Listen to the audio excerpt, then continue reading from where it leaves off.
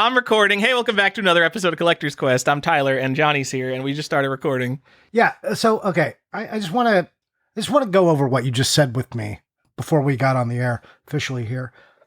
You are looking for the best way to store paper because yes, you want to be able to fold it over, and 3-ring binders don't clip together while the rings get bent and stuff, and spiral notebooks are a little messy, but it's kind of something you can use. And you found this thing, like a disc-bound one, but most sources of storing paper and binders and being able to add to it aren't good. That's your conclusion, yeah? Paper's been around for something like 1,000 years. I think a little bit over 1,000 years. And it just seems like we should have like the absolute perfect way to store and file, like basically a 3-ring binder that's not terrible. Like every 3-ring binder is like a little bit shitty. Like it's not going to last you like more than a few years.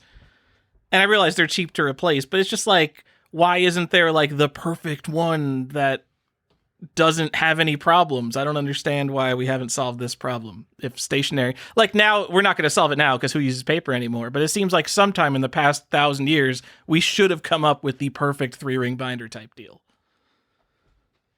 Okay, so I'm on board with you. I agree that the solutions are bad. Now, your use case for this, and let me make sure I'm clear on this, is you want to, and you are printing out books that you have digitally. Yep. So you can read them. Yes. Motherfucker, that's what books are actually just for. They already printed them. No, these are like RPG books from Drive Through RPG. Tyler, no. They're so expensive, Johnny. They're so expensive to print on demand. No, Tyler, no. They have a solution for this. What are you talking about? You don't need to print your own books, Tyler. They have already done that. But they need to be spiral bound. And if like there's an important table, I want to be able to take it out and like put all the important tables together, so I don't have like all the fluff in like all my book while I'm going through this RPG stuff. And some of them, a lot of these are like small, tiny indie shit, and they don't have like, oh, just go on Amazon and get my book. It's just like, buy my PDF for $8 on Drive Through RPG and print it out yourself, or read it on an iPad. And I hate reading like dense RPG tables on an iPad, so I want to print it out. And I just feel like all the systems for organizing such printed material are kind of bad. Like, they're not terrible, but none of them are like, oh, this is the Rolls Royce of putting paper together. It just seems like such a basic part of human history.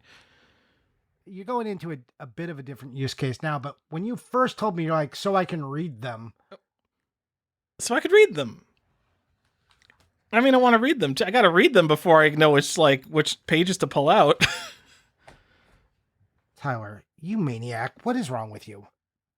You are creating problems for yourself. Is your life so fucking charmed and so good you can just invent problems? I got thinking about this because so I got these disc-bound discs. So it's a special type of like it's like a 3-ring punch, except it's kind of open on the end, and you can slot and you could put the paper into these little discs that hold the whole book together. There's no actual structure to the book. It's just like 8 discs going down the spine that hold the whole thing together. And as I was like organizing some books together, I'm just like, man, my hobby is just like organizing stuff. Like, this is what I like doing. Like, forget playing video games. Who wants to play video games? That's for like children. I just like getting some stuff together and organizing it. Yes, Tyler. Yes, that's... But we just decided to focus our knowledge at one thing. So, what other hobbies? Like, what should I be doing? Like, Hey, have you considered collecting cards? Because I can tell you, I spent a lot of time thinking about the best way to store Magic cards. Yeah.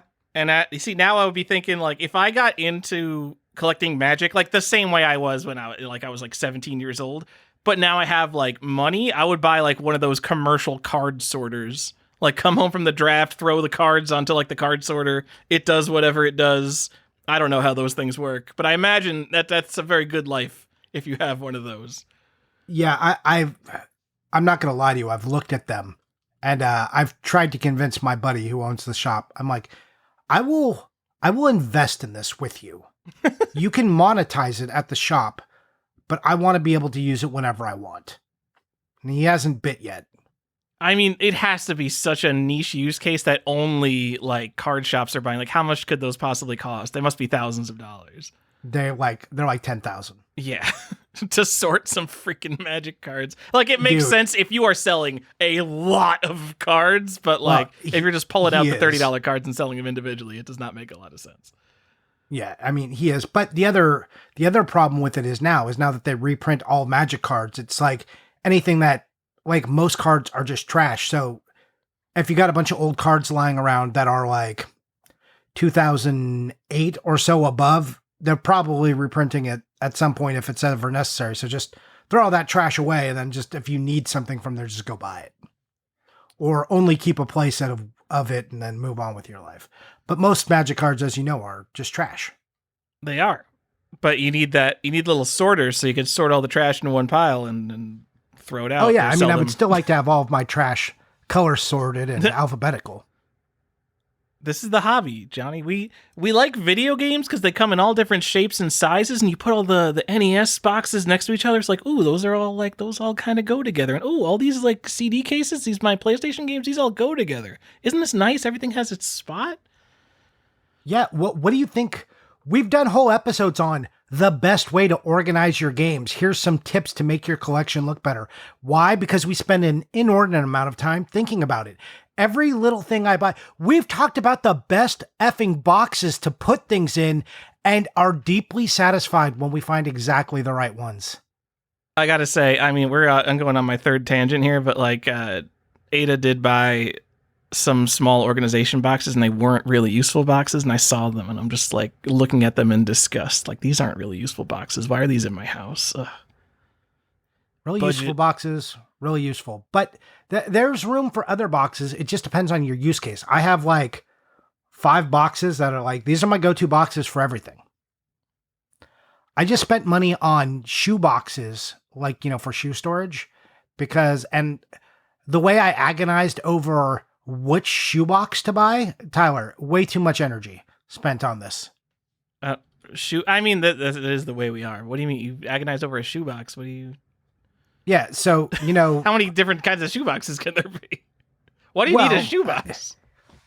Well, because I like to store my shoes, and I don't keep all the boxes for my shoes, and I'm buying more shoes. So I'm like, okay, I want to be able to see which shoe I have rather than just be a box. Okay, so these aren't like cardboard throwaway shoe boxes. You're getting like fancy storage shoe boxes. Yes, exactly. So like shoe storage, like a shoe organization system. But most people just have like a little shoe rack or something, or they hang that horrible thing on the back of their door and put all their shoes in it, and I can't abide those. Yeah, so and there's a bunch of different types, and I went through it. Like, I was in the Container Store for a good half hour, like looking at these boxes and like stacking them all in configurations. And this is the funny part.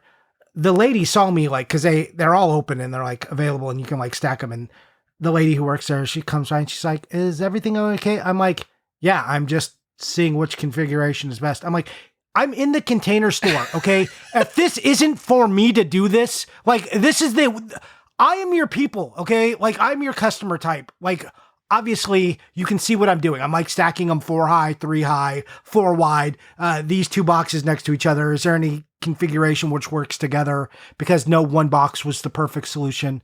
But yeah, she looked concerned when I had them like all stacked by each other. I was like, just get out of here. I'll be done in a minute. I'm going to put everything back.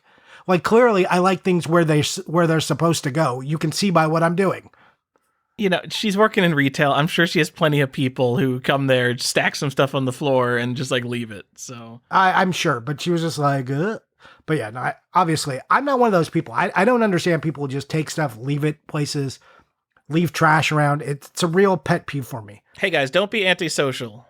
Yeah, I was in there, but she did look deeply worried when I had like these 5 different shoe boxes out, like looking, and I had brought my own shoe box and an extra pair of shoes in there that were brand new, so I could like see how everything worked.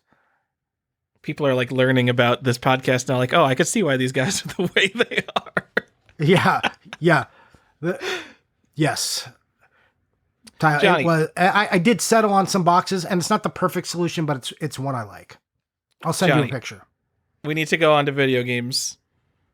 Well, I was going to say, Tyler, these are modern problems. Oh, modern problems So, require modern solutions, solution.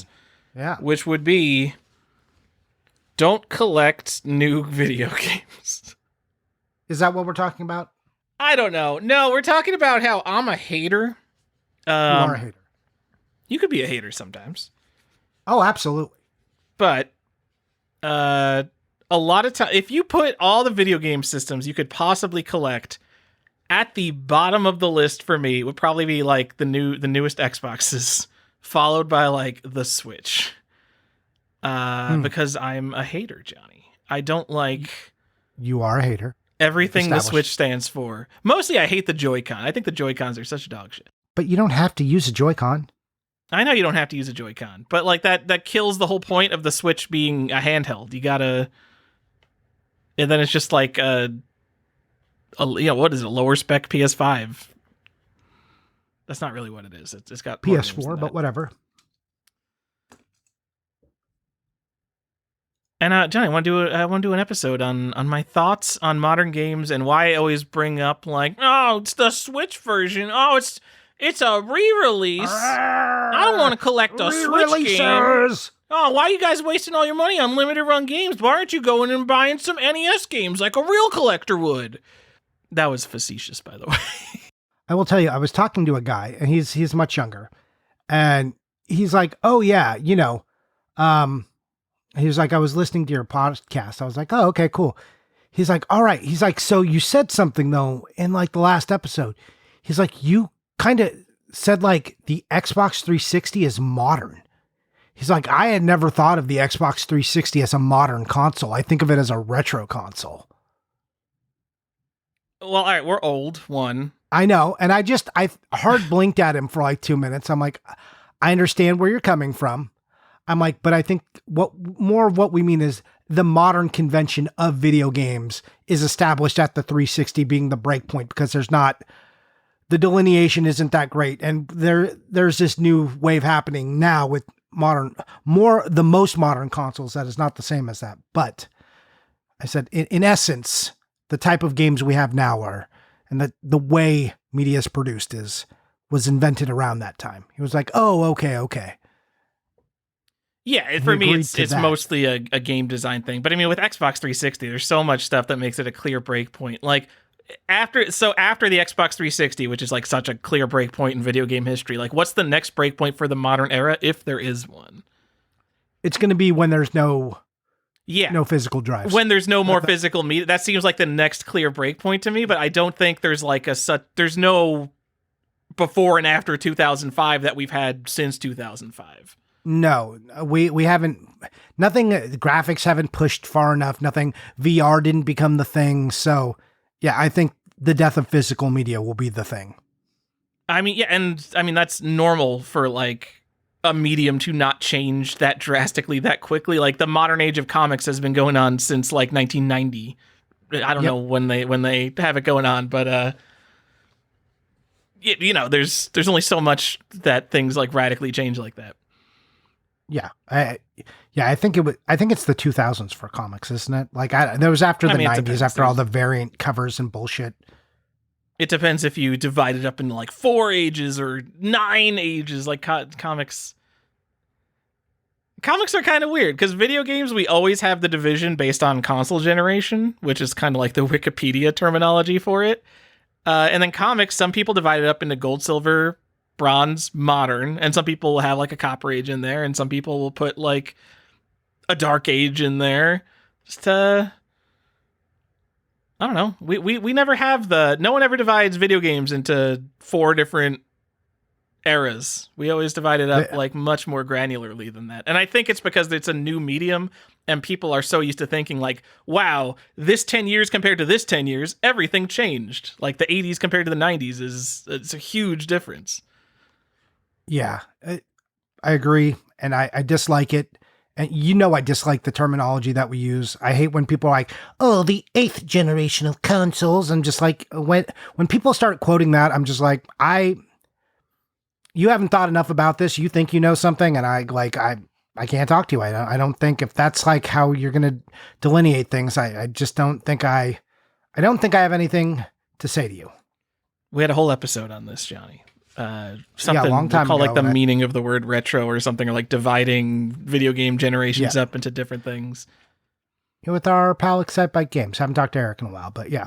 Maybe we'll go see him. We're going to go to Frankincense.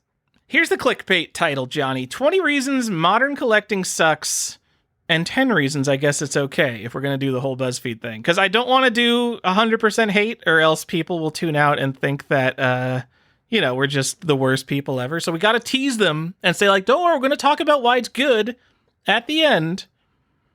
And I'll give them more than that, because I like modern games. I like to play modern games. I don't have any problem with that. Collecting, a little bit different, but I even have like a whole large bin of Switch games. So what am I doing with my life? I mean, I do too, but it's just because I'm weak. I've been doing better much lately, but when Switch was new, I'm like, no, I gotta buy every single first party Nintendo published game. Oh, get these cool limited run games. Now I've tuned all that out. But Johnny, I think you're stronger than me. All right, let's go. You can be my foil and tell me why I'm wrong on all these. Well, the problem is I'm not going to tell you you're wrong on all of them, but I did add a few more positives and then also a few more negatives. So let's get into it, shall we? The number one reason consoles no longer have any identity. This is true. At all. What do you mean by that? So tell people what that means, that they have no identity. So video games developed for older systems were very much developed within the limitations of that system's hardware. So the Commodore 64 has a specific audio chip. Commodore 64 games sound like Commodore 64 games. Sega CD games always take advantage of FMV, or at the very least CD music. So Sega CD and like 3DO games, they have a very distinct feel to them because that wasn't what other video game systems at the time could do. You could tell the difference between a Genesis and SNES game just by listening to it. You could tell what a Neo Geo game is just by looking at a sprite. You would see a giant detailed 2D sprite, and you could just be, yeah, that's a Neo Geo game.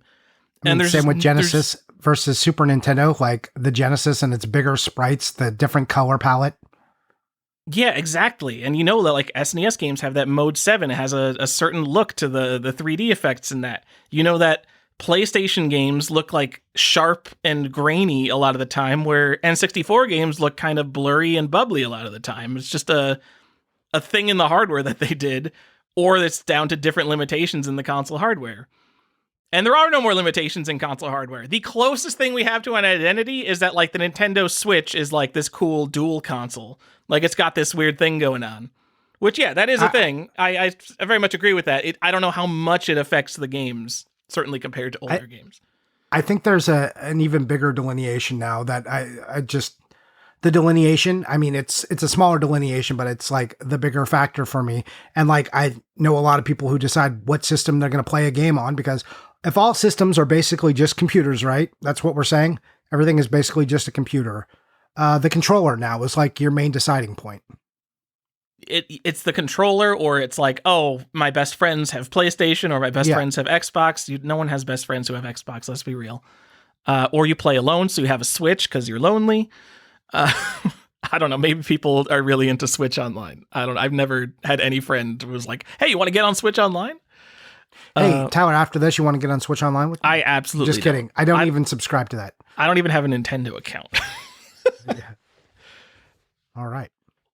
It's just games.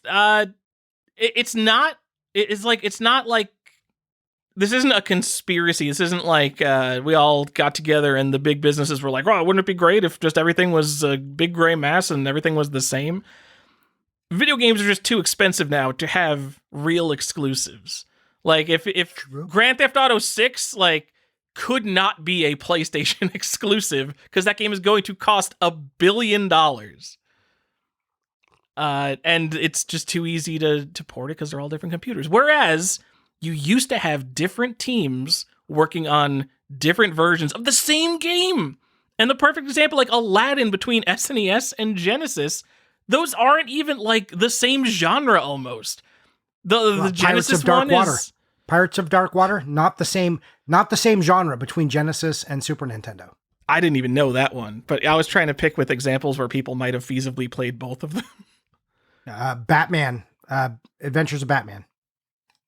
Genesis, and Robin. Super Nintendo. Yeah. I also haven't played both of those. I don't even remember which one I played. I think I played the Genesis one because it has the Jesper Kids soundtrack. I mean, think of that versus like the Sega CD version. These are not the same. I mean, and that's also a reality of what it's like to try and hire programmers now in the world. Like Nintendo made this wild decision to like get rid of their handheld system and have this multi-faceted system. It's doing both. And when I used to tell people that I thought this was what was going to happen, that Nintendo would try this, people thought I was dumb, but my basis was one fact.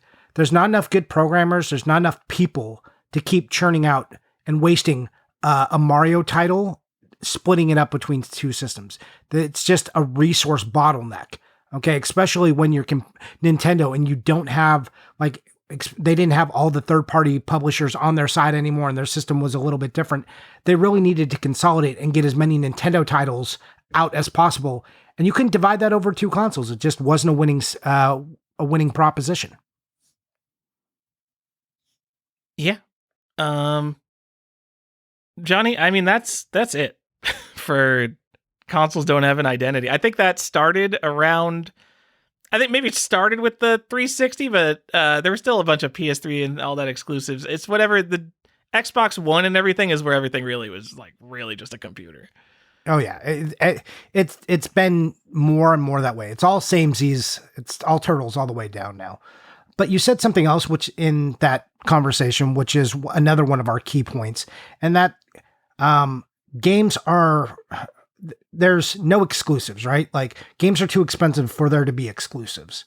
So how does that work? And that's just wasn't the reality before. You just used to be like, you get like a couple. Nintendo has some exclusives. PlayStation has exclusive. Xbox has a few, but really it's cross-platform for everything else. These publishers just can't afford to do this. We just talked about Xbox. We were talking about Xbox 360, but then we talked about the newer Xboxes. And like we tried to find exclusives, and there were lists of exclusives, and every single one of them was a timed exclusive or a console exclusive. And it's just like, oh, maybe the new Xboxes just don't have exclusives. And I remember I was embarrassingly very active in the GameSpot System Wars forum, where all you did was like, you know, oh, PlayStation's better than Xbox because of these exclusives. Xbox is better than PlayStation because of these exclusives. And like how you couldn't even have a console war anymore. There's nothing to argue about. Oh, you like Red Dead Redemption 2?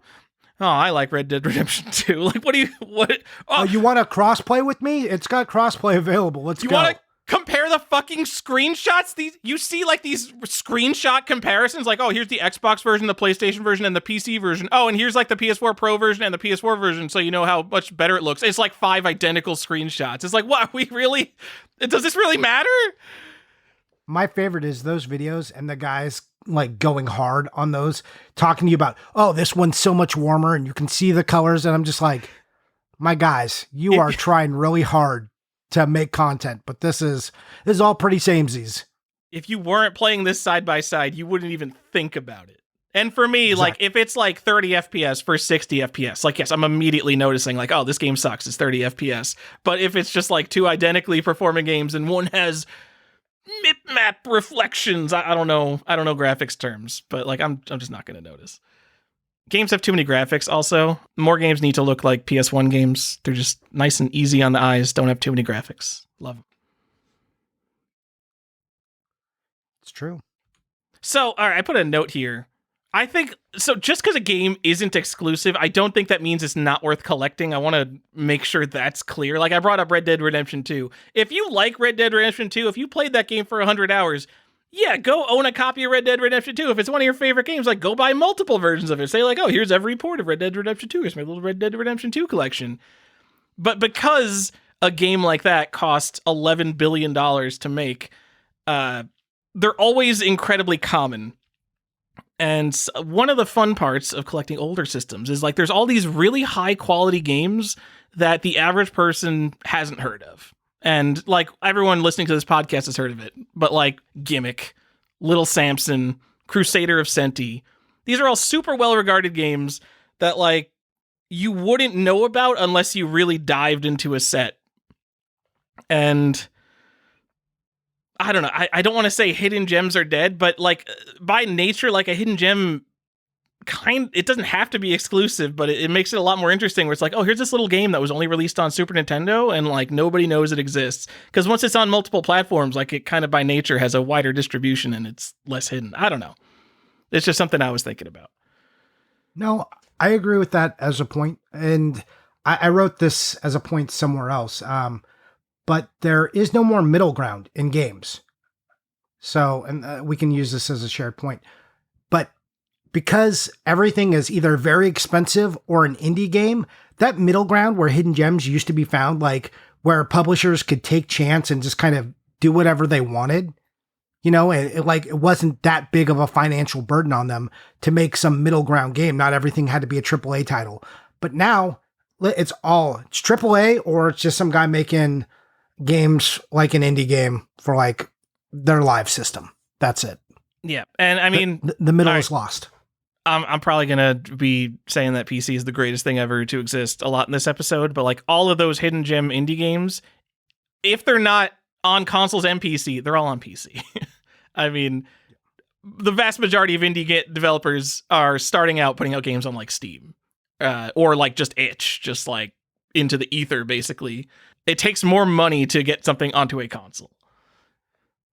Because Steam has no standards, and itch has absolutely no standards. When you don't sort, like, itch games by the top and be like, oh, look at all these furry dating simulators. If you take the filters off of Steam, just prepare yourself. Oh, I forgot.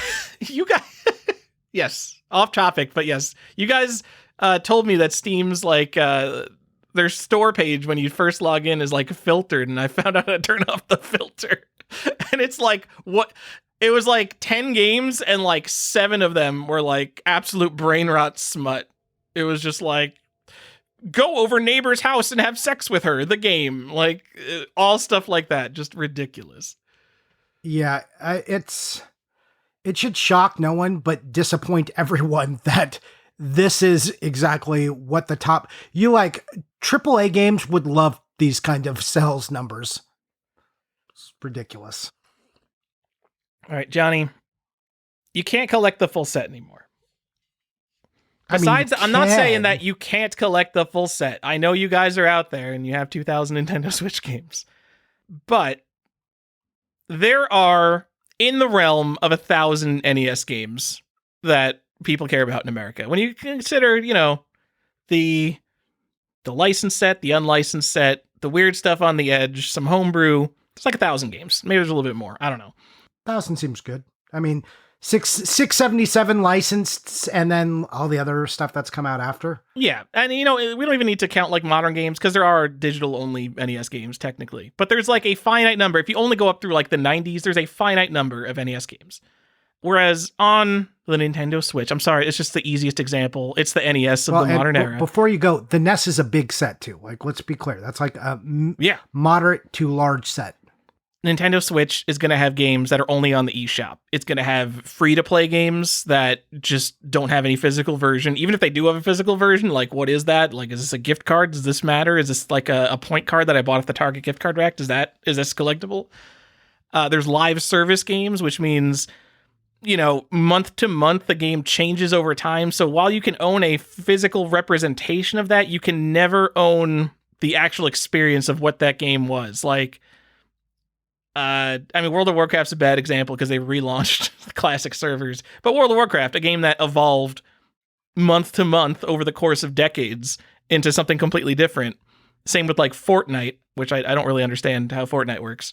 But just having a snapshot of any point in time of those games does not tell you everything that game was. Whereas if you own Swamp Thing on the NES, you do have everything that game ever was. It's just Swamp Thing on the NES. True.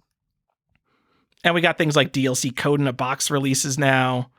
It's just, and like multiplayer games, like even you talk about like getting the N64 set, all the multiplayer experience, everything people loved about N64, you can still have that experience on a Nintendo 64. Whereas once Xbox Live shuts down, I mean, there's going to be like Hamachi and like weird like third-party services for it, but there's going to be an experience that thing was that is now lost. So Johnny, you know some people out there, Corey, who are collecting these things. Do they just not worry about this stuff? No, because we do what collectors always do. We create guardrails and exception lists to keep us steered in and not worrying about that kind of stuff. It's like, okay, it's only physical releases of games in its life cycle that have an ESRB or don't have an ESRB. You know how collectors do. We create a bunch of rules, so we know if we're right or not. So, I mean, that is right. I mean, I have my rules for NES. I'm not out there collecting the weird, like, rare Spanish games on NES, even though those are games that were released on the NES. But, I mean, we're not out there being like, okay, cool, I bought all the physical games. I bought all of the DLC available on Switch Online, and I've done a dump onto these USB sticks. I have them all individually labeled. I have the whole set. That's not what we're doing. Let me just go into the next one, Johnny. Sets are full of remakes and remastered games. It sure is. The main thing I bring up is that if a game has been re-released, remastered, it's the HD definitive version, what that usually means is the next console is going to come along and there's going to be another re-release that is now the new definitive version. And then now, in this gigantic set that's full of ports and re-releases, it is neither the original version, it is not the best version, it is just a version of the game. And in 20 years, all those like middle of the road ports and remakes and stuff, like they might as well be the Game Boy Color version for all I care, because I don't care about it collectively and it's not the best version to play. So what is that doing for me? Well, I mean, you have to ask yourself, what does best version mean? Because that's going to be a timestamp, right? What do you mean it's going to be a timestamp? Because, like you said, this is the modern way of media. And also, consider now that video games are older and they have a bigger history. Much like the way movies are finding out, it's like, oh yeah, we keep re-releasing. The classics are still the classics. People want to go back and see this set of movies. So every time the media changes, we have to put it out, or we have an anniversary, so we update it, we find some extra stuff. Video games are following into the same pattern. So right now, the best version of these games is X or Y. But when the next system comes out or a technology shifts, like, oh, well, we can remaster and upscale this, and we added all this DLC. So here is truly the best version of it. And we fix some dumb control issues. Like, this is not the most modern example, but think of Wind Waker, right? I like all of the HD remasters of Wind Waker way better than the original Wind Waker, because they took out, or they made parts of that game way less tedious. I mean, well, so I want to draw the line in a distinction between collecting and playing as well. Yeah. I know, but some collectors, especially in modern games, that the reason they're collectible is because it is the most playable version of the game. And we actually had, from the last episode when we're talking, I want to say, was it Forza? I'll have to go check the YouTube comments. But they said, hey, the reason this one is the most expensive version of the game is because at the time, this was the only true HD version of the game. So it was just the best version of the game to play. And that's why it had increase in cost and collectability. So going back to film, I think when Blu-ray came out, first of all, the film formats, they changed like, 5 times slower than video game formats do, considering video games are every 7 or 8 years. When Blu-ray came out, it probably always feels like this, but it felt like a little bit of an end game. And I realize now we have 4K Blu-rays, which are technically a different format 8K? that requires news. But like, when you scan RoboCop. Let's just bring up RoboCop. We love RoboCop on this show. Big fans. We do. What is the resolution of the 35 millimeter film grain that RoboCop was shot on? Like an 8K version of RoboCop, like there is a physical limit to how much better that can look unless you're doing like post processing of the image to upscale it and things like that, in which case like that's not the original thing anymore. It's like AI upscaling or whatever you're doing. I don't know how 8K Blu-rays work, but well, I mean, that's like a larger conversation for what is the definition of a remaster? What is the definition of, what does it do when we supposedly upgrade a game? Like, is it the same entity? How do we feel about it? Yeah, I don't know. That's people have strong opinions on this, and Star Wars is the answer for this question. Like, how do you feel about Star Wars movies?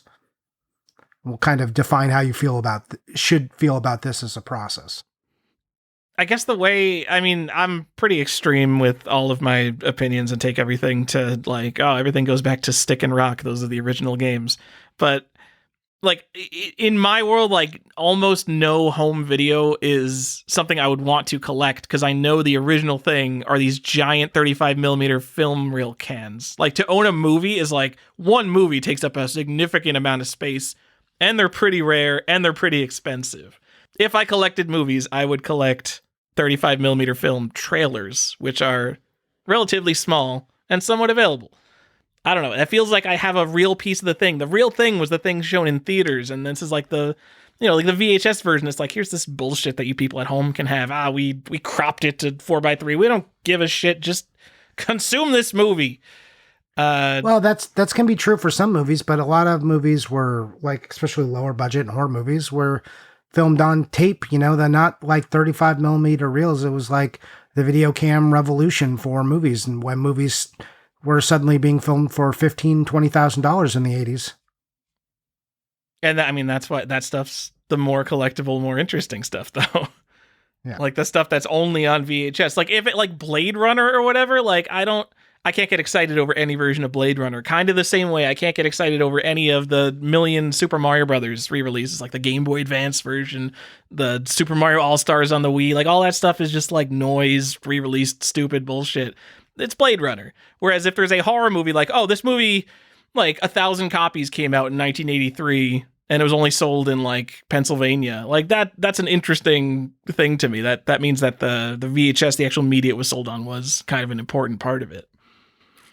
So I don't agree with that all the way. I think there are versions that are going to be interesting, and they're going to be representations. Like sometimes you just want the best representation. And I think that's a fine collecting goal, because collecting 35, that's not really reasonable, but you're like, okay, this is the best representation of what I can get. So let's get that. I mean, you're looking at it more of like as an art collector. I don't want a print of the Mona Lisa. If I can't have the Mona Lisa, then who cares? Correct. Yeah. But also it'd be like buying a print of the Mona Lisa, and then like every 10 to 20 years, they come up with like a higher resolution print of the Mona Lisa. That there is some differences there, but hey, can I get the 8K Mona Lisa? Because I'm sure that one's going to look way better. Is that the one where her eyebrows come back? Oh yeah, they totally screwed that up. Fucking George Lucas, man. He's always going and messing with stuff. Fucking ruined the Mona Lisa, that George Lucas. Johnny, the full game isn't on the disc anymore. And we kind of went over that. There's some aspects like the multiplayer and DLC, but I'm talking about like patches and updates.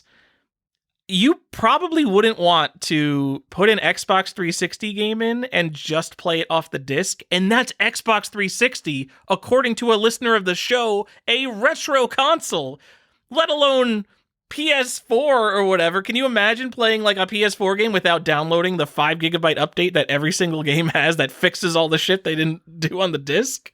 Yeah, and that's not so much the fault of the game, so much as the fault of the development cycle and modern release theory of video games. So again, that's not the video game's fault Like, it's not the release of the video game on the physical disc fault. It's the fault of the companies being like, we just got to push shit out the door because we've got a street date to meet.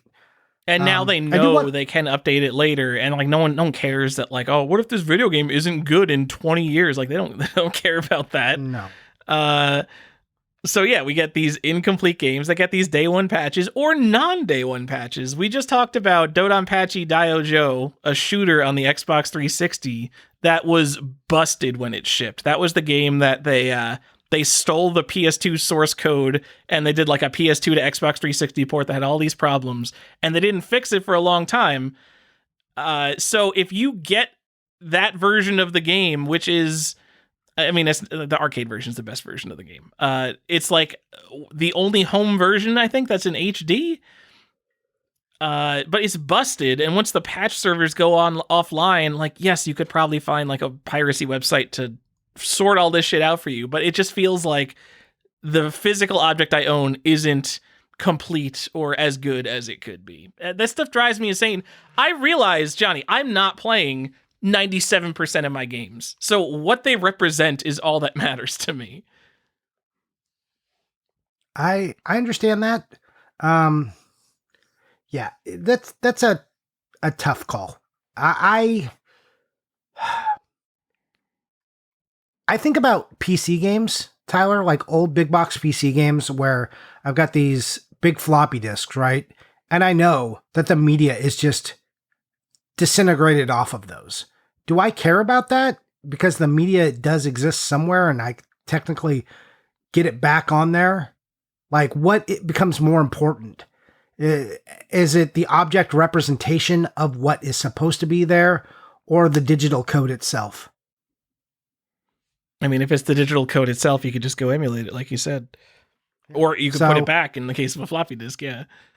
Yeah. So, I know that's kind of a different argument, but that's what people have to decide what they care about. But if we're talking about strictly playing, it's like this becomes a nightmare scenario for playing. But again, this is, a little bit different because modern consoles provide some advantages on like how easily they are to play. So I don't know. I think I'm there just for the representation. I don't care so much about the code, but it does make me start to think about having lists of games where one of my notes in there is the full game on the disc? Did it have a day one patch? Like, these are now notes I feel like I need in modern game lists. For everything, it's going to be no. Everything gets a patch now. Nothing is like that's the thing with an NES cartridge is that it's final. Again, but like, okay, got a patch. What did the patch do? Like, a minor bug fix, or did they like add 4 levels? Like what's the difference here? I mean, this becomes like a lifelong pursuit type deal because I don't think there's even like a good list of that for like NES stuff, and that would be like the most studied stuff because we know like, oh, there's crashes in like Castlevania's original print that aren't there in the Oval Seal version. Final Fantasy III had a big error that they fixed in later prints of the game that rarely gets talked about. Yeah, and you go through like these lists of ROMs and you'll see like, oh, Rev 1, Rev 2, Rev 3, and like maybe someone knows what that is. Maybe there is a database. I don't look into this stuff. Maybe there is a database and like the changes between every single ROM revision. I'm guessing there's a lot of them where they're just like, oh, this has a different checksum. That's weird. That's a new revision, and they don't know exactly what changed every single time. Well, I think that's interesting because where we normally don't care about that because we're not over here to emulate. Now it's like, oh, having this list of emulation now fills the notes, so I understand which version I'm buying. Am I buying the version that has the most complete version? But then it's not the first version, so technically you want to buy the most incomplete version if you want the first version. I mean, that's it. I want original Star Wars because it's the most effed up, Johnny. Yeah, well, every time someone says original Star Wars, I want to fight them because no one knows what that even means. I want to go back to remasters and remakes real quick, just to get some more of your thoughts. So you asked in the notes, like, is it unfair? I am for remasters and remakes. Are you just not for this? Do you not want them? Like, don't you want games to be accessible, especially for consoles where it's hard to play games? I think games are pretty accessible, but I mean, sure. I mean, re-release games. I just don't think that I don't think it's worth collecting the Final Fantasy 1 through 6 pixel remaster when you could just go buy Final Fantasy 1, 2, 3, 4, 5, 6. Yeah, but what if, I mean, yeah, I guess it depends on what you're playing. Again, if you're a kid and you're like, why would I go buy all those? I can collect the whole series right here. But at the same time, if you think about those ports, like the Midway, like arcade ports and stuff, the Midway Classic Game Collection, I was never that excited about those. I wasn't like, I've got a sweet game here. It's this Midway bundle of random games. I mean, I got multiple games. I mean, that's how I learned a lot of like arcade history through those kind of collections. I loved those. I didn't like mind having them. I liked having them, but I didn't feel like I owned something cool. I was like, oh, here's just like this is just a garbage bin full of games. And like, I'm glad to have them, but it didn't feel as special as having a one-off title on it just by itself. I just didn't have any collector brain when I was like in like Sega Genesis days when I had like the Midway arcade classics or whatever, compared to like Sonic 2. I was never like, oh, Sonic 2, this is a mascot platformer compared to an arcade port collection. Like it was 100% gameplay value for me. And like, I understand if I'm that kid, yeah, Final Fantasy 1 through 6 pixel remaster, you're telling me there's like, what, 400 hours of JRPGing on one cartridge? Maybe more? Like, yeah, that's a really appealing proposition to me. If I am a 40-year-old guy who owns 1,000 video games and I'm just looking to throw $60 at something to put on my shelf and never play it, I don't think that the Final Fantasy 1 through 6 pixel remaster is the thing I would be spending my money on just to put it on my shelf and not play it. I think that the remakes and all this crap are fine for accessibility, sure. It is frustrating that the way we're doing it is like individual piecemeal remakes where we actually make the game again ground up rather than just have a decent way to preserve these games so people can play the original versions. But it's the most business friendly way to do it, I guess. Yeah, I suppose so. In case of the Final Fantasies, like the pixel remasters are somewhat disappointing only because they added stuff on in like the GBA versions, PSP versions and stuff that just aren't there. And that just feels like this is supposed to be the definitive version, but you didn't even add all the good stuff that you previously added. So what are we even doing here? And I hate that. I mean, this is like every remake, re-release, HD remaster, all this stuff. It comes down to, do you want this to be the modernized experience or do you just want an accessible way to play the original thing? Because you look at the new Wizardry that it didn't really just come out, but it is technically running on the Apple II code, but it's got like these beautiful 3D graphics and controller support. And I think they've adjusted some things to make it a little bit less punishing and evil. Cause you could like teleport yourself into a wall in that game and your game is just over. It deletes your save immediately. I'm guessing they took some of that stuff out. So do you want something that is just a way to experience the original thing, or do you want it to be the definitive version? Oh, I want all the deleted scenes in here. I want all the DLC in here.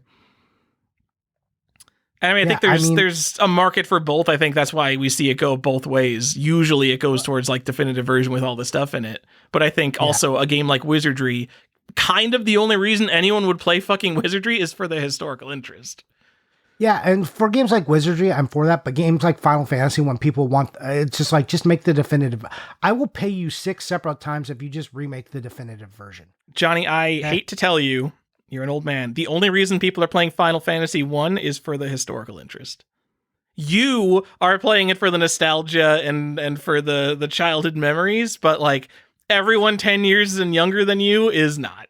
They would only be like, oh, the first Final Fantasy. Let me see what that's about. Just put a DLC patch out. Give me with that DLC. Come on. Put it in there. No, get more of my money. It's not on the cartridge anymore. It's useless. I still want to play it. All right. Anyways. All right. So we already talked about the end of mid-tier games. And that's one of my big points. Artificial rarity, Tyler.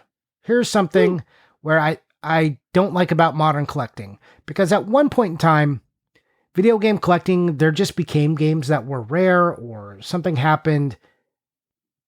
There's a bunch of conditional issues that make this true. publisher short prints. Again, a lot of those mid-tier titles that just publishers took a chance on and just didn't do like a large order on. They just existed and they made collecting what it is and gave us something to talk about. The R scale, is it an R1, 2, 3? Is it an 8, a 9, or a 10? That's where the 7s and 8s came from, is like these games that were produced. It wasn't that they weren't even mass produced. It's just something happened with it within the title that they just didn't make that many, but they weren't making it an exclusively limited print stuff. But now you have tens of boutique companies out there trying to sell you it's like, oh, this is the only way this one's ever been produced. We're only making 1,000 of them. Come get this game that no one gives a shit about, but we produced it, so now you have to care, and there's only 1,000, so it's rare. Do you want it? Because it's rare. If you don't have the rare thing, you don't have the rare thing. Here's some fake rarity that we made. Ta-da! Hate it. So it's these boutique publishers going up against the rabid collectors who are seeking out the rarest things on consoles, because either they've graduated on from Sega Genesis and never think about it anymore, or they're thinking like, oh man, I missed out on Musha back when that was cheap. I missed out on Crusader Ascenti back when that was cheap and no one was really looking for this stuff. But here's Nintendo Switch. It's a brand new console. It's a fresh start. So let me go look for all these freaking advent calendar games that are going to become rare because no one's going to buy them. And they're like seeking out like, oh, what is going to be the rarest stuff on the Nintendo Switch as it's actively in stores. And so all these limited edition publishers are coming out being like, oh, here it is. We're going to have the rarest stuff because this one's only printed to 1,000 or whatever, which it's a lot less common these days. A lot of the times they just do pre-orders now. But either way, like, that's not an interesting story. I'm sorry. Poops, the limited rare games, it's like a little bit interesting the way it was like people saw that website. It was only up for a few hours. It looked like an actual scam. And then, like, it legitimately the other copies haven't come to market yet. And it's like, there's something interesting about that. When limited run games put up a game and they're like, there's only 2,400 copies of this game available. Like, that's not like an interesting story. Like Action 52, why aren't there a ton of Action 52s? Because the game was $200 freaking dollars and it sucked. That like they were trying to sell it as a value and there was no value, so nobody bought it. That's an interesting story for why Action 52 is uncommon. You mean, why is there only 1,000 of these? And because we said so, isn't that interesting? Yeah. And then they'll put 1,000 until the remaster comes out. Yeah, and they'll be like, oh, now here's the Vita version. Oh, now here's the PS5 version. We only did the PS4 version before. Oh, here's the remaster. We did the super exclusive double entendre remake, so please enjoy. Yeah. Also, this is very tangential, but when they say like, oh, limited to 2,000 copies, but then they have like 4 different SKUs because they have like the Xbox version, the PlayStation version, the limited edition, it's all of a sudden like, you weren't going to sell more than 8,000 copies of this game no one cared about. Like, this isn't even limited. There's more copies than people who would buy this if you didn't give the production numbers. Yep. All right. I mean, we complain about these a lot. I know, but it is a big point of why modern collecting is terrible. It's the 90s comic book thing, where if you say, oh, here's the collector's edition Wolverine issue, it's like, okay, everyone bought that, everyone's going to save that, so it has no collectible value anymore. Yep. Whereas even collector's editions back in the 90s could be interesting, which is interesting because it was like an era of people saving comics and everyone looking for all the Beanie Babies and comics. But I'm down here, Johnny. The QVC Maximum Carnage, that was a comic book collector's edition, and it's still like uncommon and expensive and exciting to collect. Like, if that came out today, they would 100% all be sealed. But it's so easy to find a Maximum Carnage QVC version. Just to keep everyone up to date, this is a version of the Super Nintendo or Sega Genesis version of Maximum Carnage that came with a hardcover comic book. And it came in a very flimsy, oversized box. Had 4 pins, I think. And it had it had like the limited run game bullshit. It is the exact type of thing that you would see like for pre-order now, and no one would open it. Like none of them. But most of the ones you see are open. People actually bought this rare. They knew it was rare. They knew it was weird. They knew it was related to comics, which were hot at the time. And they still opened it up and played it because it was just a video game. That doesn't happen anymore. It's true. Yeah. And now collector's editions, they're all the same. They're all really gross. Collector's editions, my biggest problem with them, Tyler, is they have no soul. They're just all soulless copies of the one that came before it. Games didn't do anything to get special editions or collector's editions. Remember, you used to have a property that meant something to people, and you're like, oh, well, now we're doing the second one, so we'll make a collector's edition of this. Now games that no one's ever heard of, have no hype, just gets a collector's edition, as if someone wants that. Who is this for except to try and lure in collectors to try and buy it because it says collector's edition? But who is this for? It has nothing. It has no provenance. There's no reason for it to exist. All of the material is incredibly generic, incredibly limp. No one wants these stupid tchotchkes that they put into. It's low effort, low creativity, and it's pointless. It's stuff you don't want to own and stuff you don't even want to take out of the box. What I want? You know what the best kind of special edition is? If you make a special edition that makes me want to open the box and take the extra little things out of it, if you can do that, then you've accomplished something. But if I'm more concerned with keeping all that shit in a box and making sure no one ever touches it or keeping it sealed, that's not a collector's edition. That's garbage. That's a great point. And you know what kind of... This is a real stupid example, a little bit emblematic of make me want to play with the thing. We have each opened up the Super Mario Wonder trading cards, which is the type of thing that you'd be like, oh, I got to keep this pristine. This is my pre-order bonus. No, we wanted to see if we got the fucking Mario card, right? Yeah, absolutely. Like that makes it more interesting. Give us a gambling mechanic. Give us the serial numbers. Give us the parallel. Give us the thing like, one in 1,000 copies will be like the rare serial numbered versions of the next Zelda game. Like that's literally stupid, just but go like talk to I'd be anyone more who into collects that. Go talk to anyone who collects Pokemon. Let them fix you. God damn, these special editions are trash.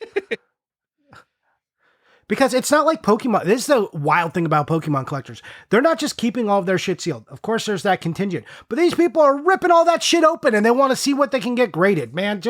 And again, I don't love video game grading, but I think modern collecting should embrace video game grading and make it interesting. And, I think they should go wild. There should be you should have to open, all games should come in a sealed brown bag and you should open it, see if you got the one of one collectible variant cover or the one of 1,000, and you should send it to a grading company. Some of them should be pre-graded.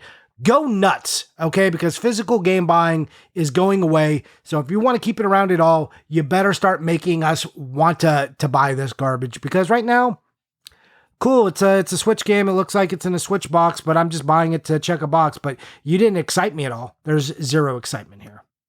I mean, we've said it before. I don't know why game publishers don't embrace gambling mechanics for physical objects. And it could be because they're making so much money on microtransactions that the physical media gambling section of the market is not even worth thinking about. But yeah, like you said, make opening a video game like opening a pack of trading cards, because people love gambling. That's what keeps people addicted to this stuff. Just look at modern grading. As I'm already shitting on modern games here, let me shit on modern grading. Modern sealed games are not interesting. If you have a sealed copy of Super Mario Odyssey, it's wow, big deal, man. You could go get one on Amazon. Yeah, you can't get a first print, fucking whatever. But it was released in an era where everyone is keeping sealed games. This isn't six dudes on an obscure forum that are keeping games sealed. People are oh, this is Mario, I better keep one sealed to retire off this thing. So the way they've turned that into gambling is that everyone go get those graded, and all of a sudden 60% of them come back 9.8 A+, but only 15% are coming back 9.8 A++, and that's the lottery ticket experience people are looking for an item that is ostensibly not really interesting. Man, I'm willing to double down on this point. I'm like, literally, I said paper bags. We already have a solution for this. Put them in trading card packs, man. Just put that foil over the thing, make variant covers, and or put like a special card in with each one. Like, embrace this shit, man. Just go all the way. I just want people to know that when a company does start to do this, and it will be limited run games or whatever other new company rises up, I think that they do blind boxes. They do it already, but they kind of blind boxes, but they're not going far enough. Yeah, because that's games they've already released. I want games that are just coming out. I don't want to know what cover. Make the regular cover kind of trash and make me hope for the good one, man. Make me really want it. When they do this, I recognize we will complain that it's stupid. Oh yeah, 100%. Because we will complain that people are being tricked. Yeah, don't worry, we'll be there. But also, it's not going to happen because it would encourage people to buy physical media, and I think we're trying to kind of get rid of that as fast as possible. I'm wondering, we haven't talked about the tariffs, but I'm wondering if any video game companies will use tariffs as an excuse to expedite the death of physical media. One can hope. We'll get into tariffs in a little bit because we should just talk about them and what they mean for everybody.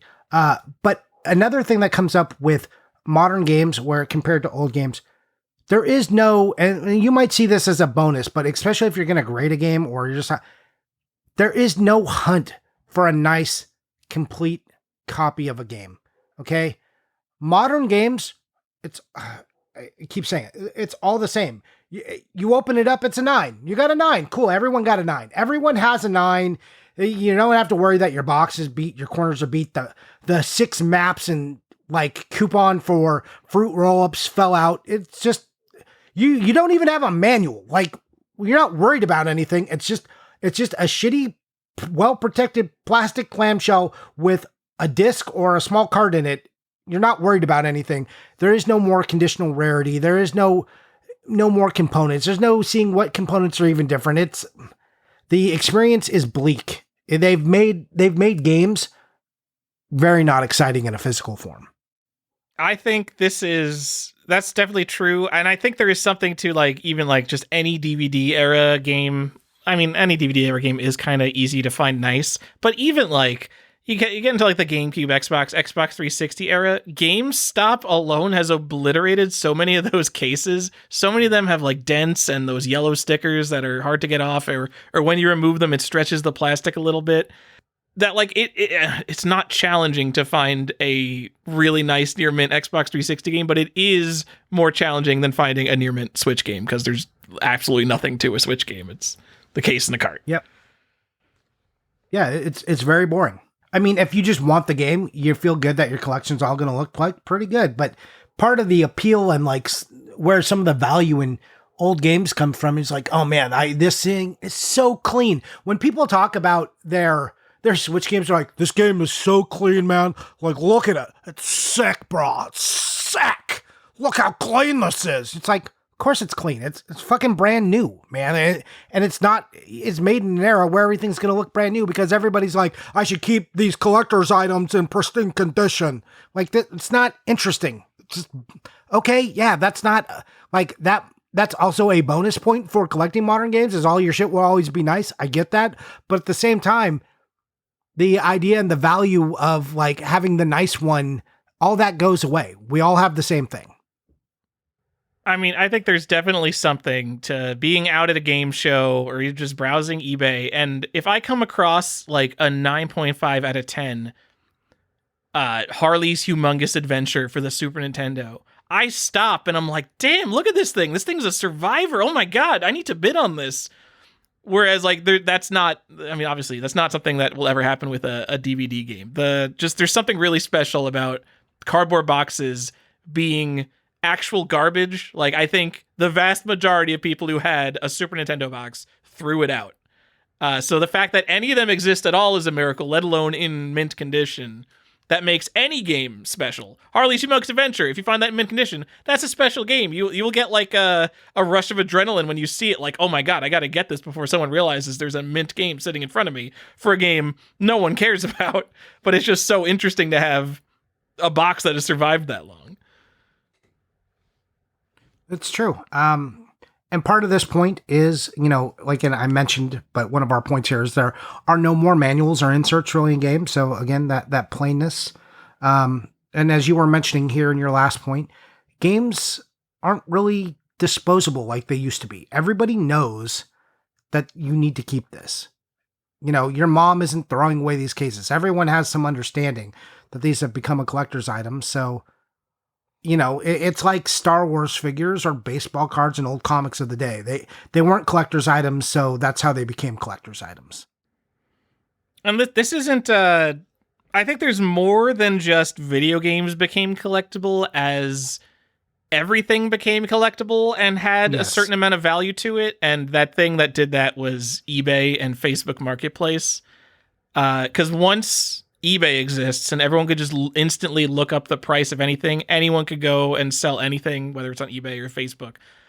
It's a lot easier to, think everything has value anymore. Like if I'm looking at, if it was 1993 and I was looking at, like, I have some old Blu-rays that I still need to just like throw out at this point, I might just throw them out. My mom threw out my Sega Genesis games. Whereas now I'd be like, oh, well, this one's worth $4.93. This one's worth $7.77. Oh man, I've got like $15 worth of Blu-rays here. And I'm probably just going to, sell them. Or even if I don't sell them, I'm going to take them to Goodwill or something. Things don't get thrown out as much anymore. I don't think. Someone could prove me wrong. I have no data to support this, but I think the average person thinks of things as being more collectible than they used to be. I think that's 100% true. I think, as you said, with eBay and Facebook Marketplace and all these other apps in which to sell things, the idea is that all of your stuff is worth something. And also, just as living has gotten more expensive, this is not a disputable fact, guys, it just has, you feel less inclined just to throw your stuff away because, you might need to get some value, but also at the same time, stuff has become more iterative and more disposable in a lot of ways. So you're always like, well, I got to upgrade this thing. But it's valuable, so I can't just toss it away. My parents, they wanted to have like their old TV for a long time. My dad wasn't so much into that. He was like, oh, let's like upgrade technology and stuff. But my parents were a bad example. But like my grandparents, they were going to keep that same fucking TV forever because they already owned a TV. Okay. And that's just not the way of things anymore. Well, we now ask what version of it for just about everything. I look at my mixer sometimes and go, what version of this mixer do we have? Do we have the one that does all the stuff we need it to do? Could we sell this one and then maybe go get that new one? Because it does a few things that I think would be really beneficial for our life. That's just, we've become so tech oriented that the iterative instance of possessions and then being able to dispose of the old ones for some value because we have this new idea of perceived value is a weird cycle that just pushes us all along. And that's just what has happened to physical goods. Can I do the thing here where I give my listeners permission for something, Johnny? Yeah, please do. Hey guys, you've got some board games that you haven't played since 2014. You've got the Harry Potter books that you haven't read since, I don't know, 2011. What else do you got sitting around? Do you got some stuff and you're like, that must have like some kind of value. Like I don't want that. I need to declutter, but like I can't just throw it out. You could just throw it out. For the most part, like most of just the stuff you have sitting around, especially if it's something you've already got value out of, like if you have already read those 7 Harry Potter books that you bought for $15 each, you are good. You've had them on your shelf. You've enjoyed them. You need to free up that space. They can go to Goodwill. You don't need to list them on eBay. You're going to get like what?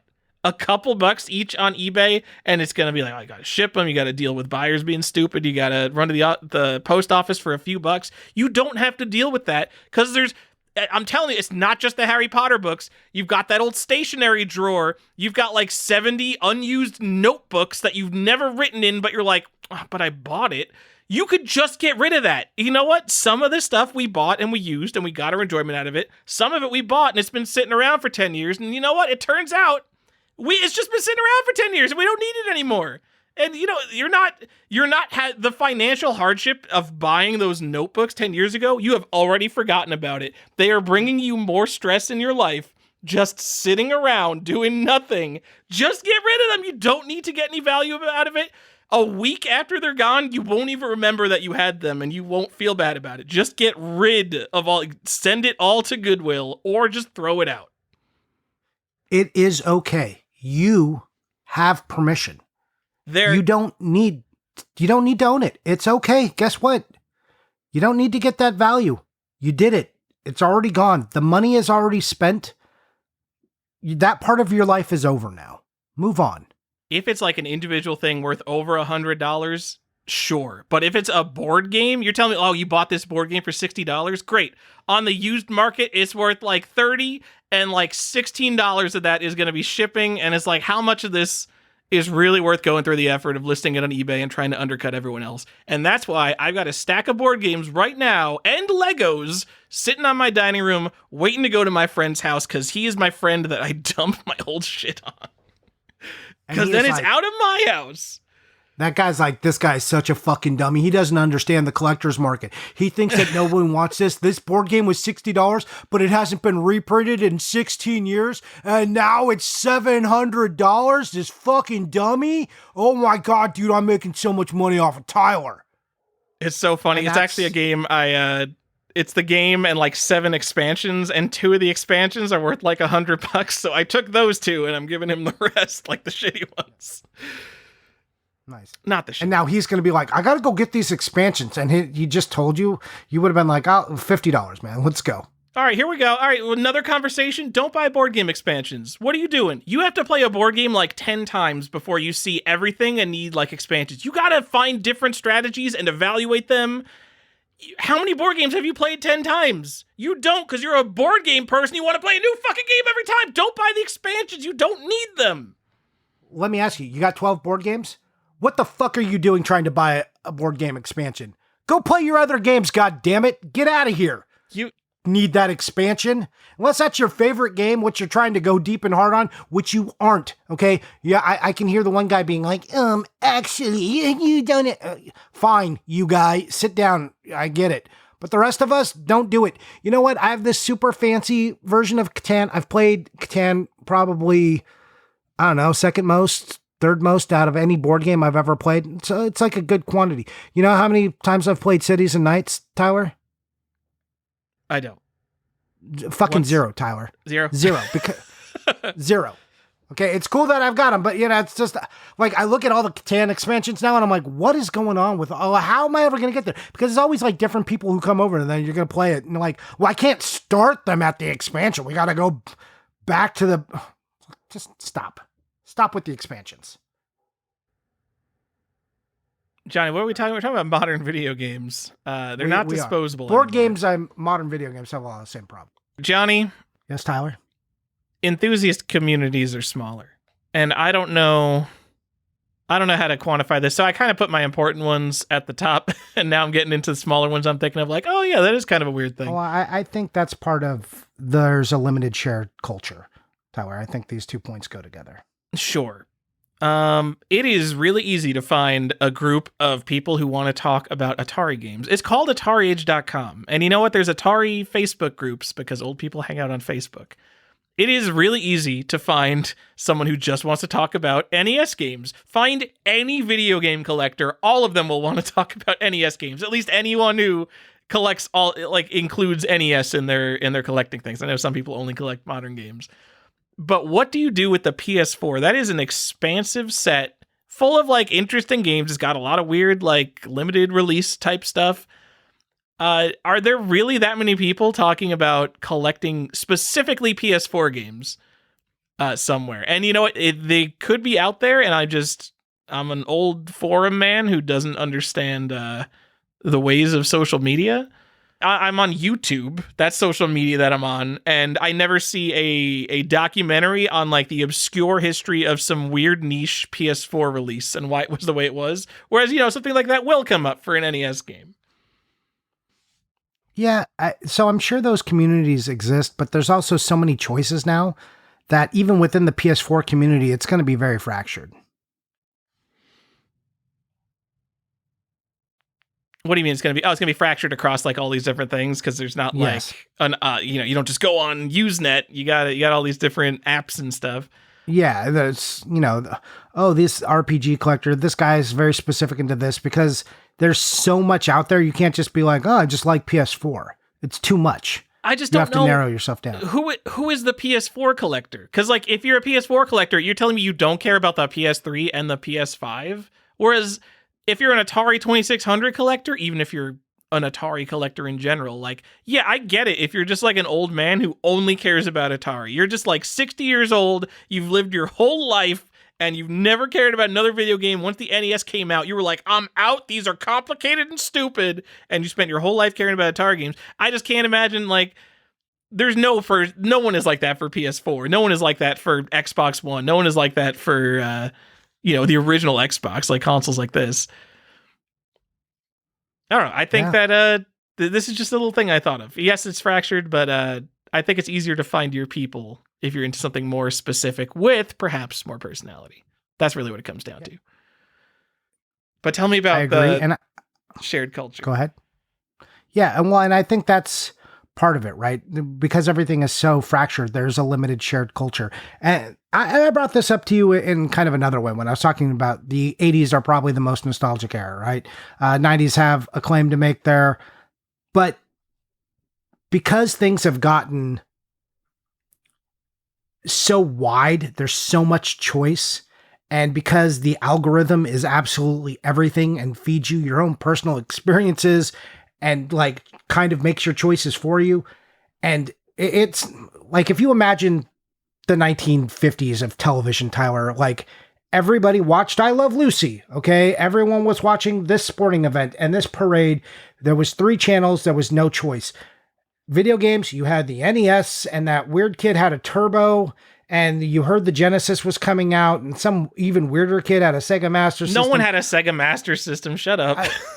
So my point is, everyone had the NES, and then like the Super Nintendo Genesis, but you had these large communities. You shared the same thing. And even if you didn't have that thing, you knew so much about the other thing because you had your thing and you needed to fight the people who had the other thing. But now it's too spread out. It's not that there's so many console choices, but there's so many choices within consoles.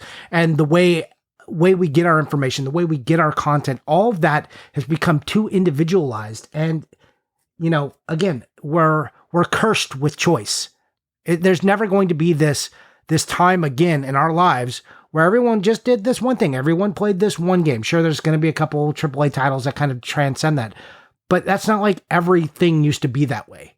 It was like, oh, there was only this much to do. When you have a console like Switch, which has like 4,000 games, and we're not even talking about all the digital games available, and then people brain rot and die in MMOs, or ARPGs for thousands of hours, or Call of Duty, like where are all the people? They can't coalesce. They cannot come together. I mean, it's a great point that it frustrates me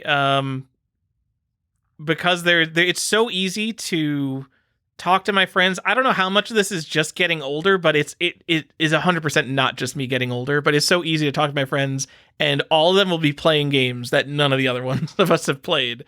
Whereas when all of my friends had an N64 and we had like 40 good games to choose from for an entire 7-year period, we all played the same exact 40 games. And so those are the ones we all remember. What a shock. Yeah. All these games are held in high regard. We all know them because they're all the classics and I don't know how we're going to get to that point again. I mean, I don't think we are. I think entertainment is just too cheap. There's just too many things. Like sitting down to play a video game used to be like a thing. You used to take the cartridge out, you put it in, and you sit down for 2 hours. Where now, if you want to be entertained, you can open any one of 7 apps and just mindlessly scroll and get some dopamine. Is there's no longer like I didn't have cable as a kid, so there were like 3 channels that had something worth watching on it. Whereas now you have an infinite number of channels for watching an infinite number of things that no one else has ever seen. So And don't forget YouTube. Come on. yeah, exactly. So and the way you communicate in this way, I would never. I mean, my default instinct, if I played an interesting game or if I watched an interesting TV show or something, I wouldn't go to my friend Carl and be like, "Hey, Carl, have you played Brigand Oaxaca?" Because no, he hasn't. I have to go specifically to like the Brigand Oaxaca subreddit, the Brigand Oaxaca Discord, because that's just the way things are fragmented now. I guess things are more identity driven than they've ever been before. And what I mean by that is like the things you choose, you like, and it's not that people haven't done this before, but you pick the thing and you're like, that's what I am. I'm this thing. I'm wrapping my identity around this, and I have to go to the places where this identity also exists so I can talk to people who know what I want, like your subreddit. So it just narrows even the people you will encounter too. So everyone is narrowing their spheres and it's all away from each other. So you're not finding bigger, broader groups with more ideas. You're finding less. And less is, as they say, less. And I don't love it. Johnny, it's getting harder to find historically important games. And I don't know how much this transcends other collecting categories or other media categories, or if I'm just impatient or what. It sure feels like in the past pretty much 20 years, I know we've had some obviously big important games that have redefined a lot since then. There's a lot of incremental updates, a lot of sequels, a lot of remakes. And you look at the biggest games, we're talking a lot of FPS, a lot of action games, a lot of RPGs, a lot of sports. And, you know, we got like a Battle Royale, we got whatever Rocket League is. GTA 6 is going to be the most historically important game ever because it's going to be the first game that makes $10 billion. But I'm talking like when we went from Unreal in 1996 to Half-Life in 1998, it was a moment that feels like everything changed. And those types of moments used to, like, then, you know, Super Mario 64 felt like everything changed. Doom felt like everything changed. Ultima Underworld felt like everything changed. Wizardry, it's like the foundation of everything. There's less of those games over time, and I'm an annoying little Tyler who likes collecting that stuff, and I can't point to individual games that have that kind of energy. I can point to broad strokes where like, okay, like here's this like arch of like all the Overwatch shooters and how this became a thing, but it's less, oh, here's one game that changed the landscape forever. I think that's because of some of the other stuff we've already talked about, right? So because AAA games need to be like, there's no room for the middle. So no one's innovating or taking any risks. Everything has to be very safe, especially when you're spending this much money. Technology has been pretty stable. If you look at the leaps, like Atari to Nintendo to Super Nintendo, 8-bit, 16-bit, 32-bit. We used to have these chunked off, like this doubling. Technology isn't really doing that for us right now, at least not in this medium. So you don't see, like, what is the big change from the Xbox 360 to Xbox One games? The graphics are a little nicer, like, or they're nicer, a little smoother, but it doesn't feel like this shift. The controllers are all pretty samey as well, right? The controller hasn't changed. No wild innovations there. It's all the same kind of stuff. There is this homogenization, and a lot of that is because of how much money everything costs. And then the narrowing of all these communities and like everyone being fractured. So again, safer decisions have to be made. So like I said, a lot of these points we've already talked about is, where does this historical change come from? Where's the impetus of this change? There's not a lot of impetus for change, not a lot of reason, especially when a game costs so much money. You don't want to be risky. You don't want to try and do different things. You want to try and sell games. And you know what a weird part of this is? It goes back to the less shared culture. Like, everyone played the games I was talking about. You know, Doom and Half-Life and, Halo, games like that.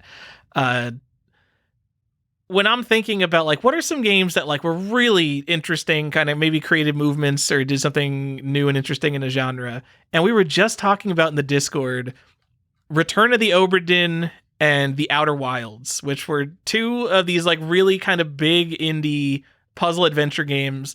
And like their kind of thing is that they require a bunch of deductive reasoning outside the game that you don't do in the game, you do in your own brain. It doesn't really tell you what to do. And I'm like, yeah, those are two, like, I would consider those kind of all-timers. I think that people will remember these games over time. And both of those games, I think, got, like, kind of limited releases. I think Return of the Obra Dinn is a limited run games release. Fucking crazy. And then Outer Wilds has, like, one of those releases where, like, there's 0 used copies. I don't remember how it was released, but it's like, you can go find it on eBay, but they'll all be new, because, like, no one just bought this at Best Buy or whatever. So this stuff is cool. This stuff is out there. It's just, I don't know how many people care about it. I don't know how many people care about it either. I think people aren't made to care about these things either. Like, I don't think companies are trying to impress upon that they should be cared about in this way. They want to keep you in the purchasing cycle. So, maybe the reason for this is if you owned an Xbox, regardless of whether you if you own an Xbox, you liked first-person shooters, let's be real. You owned Halo if you owned an Xbox. You owned Knights of the Old Republic on Xbox. Whether or not you liked RPGs at all, like, you owned Knights of the Old Republic. It's just a thing that people on Xbox owned. And so, again, like, everyone had the experience of playing Knights of the Old Republic. Not everyone who has a Switch is going to be playing Return of the Obra Dinn. Only people who are specifically interested in like puzzle adventures are going to seek out Return of the Obra Dinn. It's true. What else we got, Johnny? We got a couple of things that we haven't talked about. Some bigger points that we jumped around because we had some points that were merged into each other. But you say, and I'll let you explain this to me, video games are different. What does this mean? Long experiences. Because I don't know if I agree with all this. Go on. Tell me what you mean. Oh, yeah, we missed this whole thing. This is like a main reason for me. Johnny, video games are too damn long and I don't want to play. All right, so let me say this.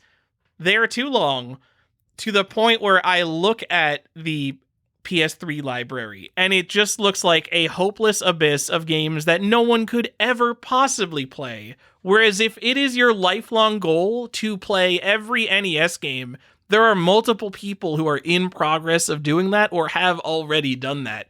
It is very feasible, and I don't think it would be even boring because there are so many different and challenging games on there, whereas I think a lot of the modern games would be like, here's another 3D action game, here's another RPG, here's another FPS.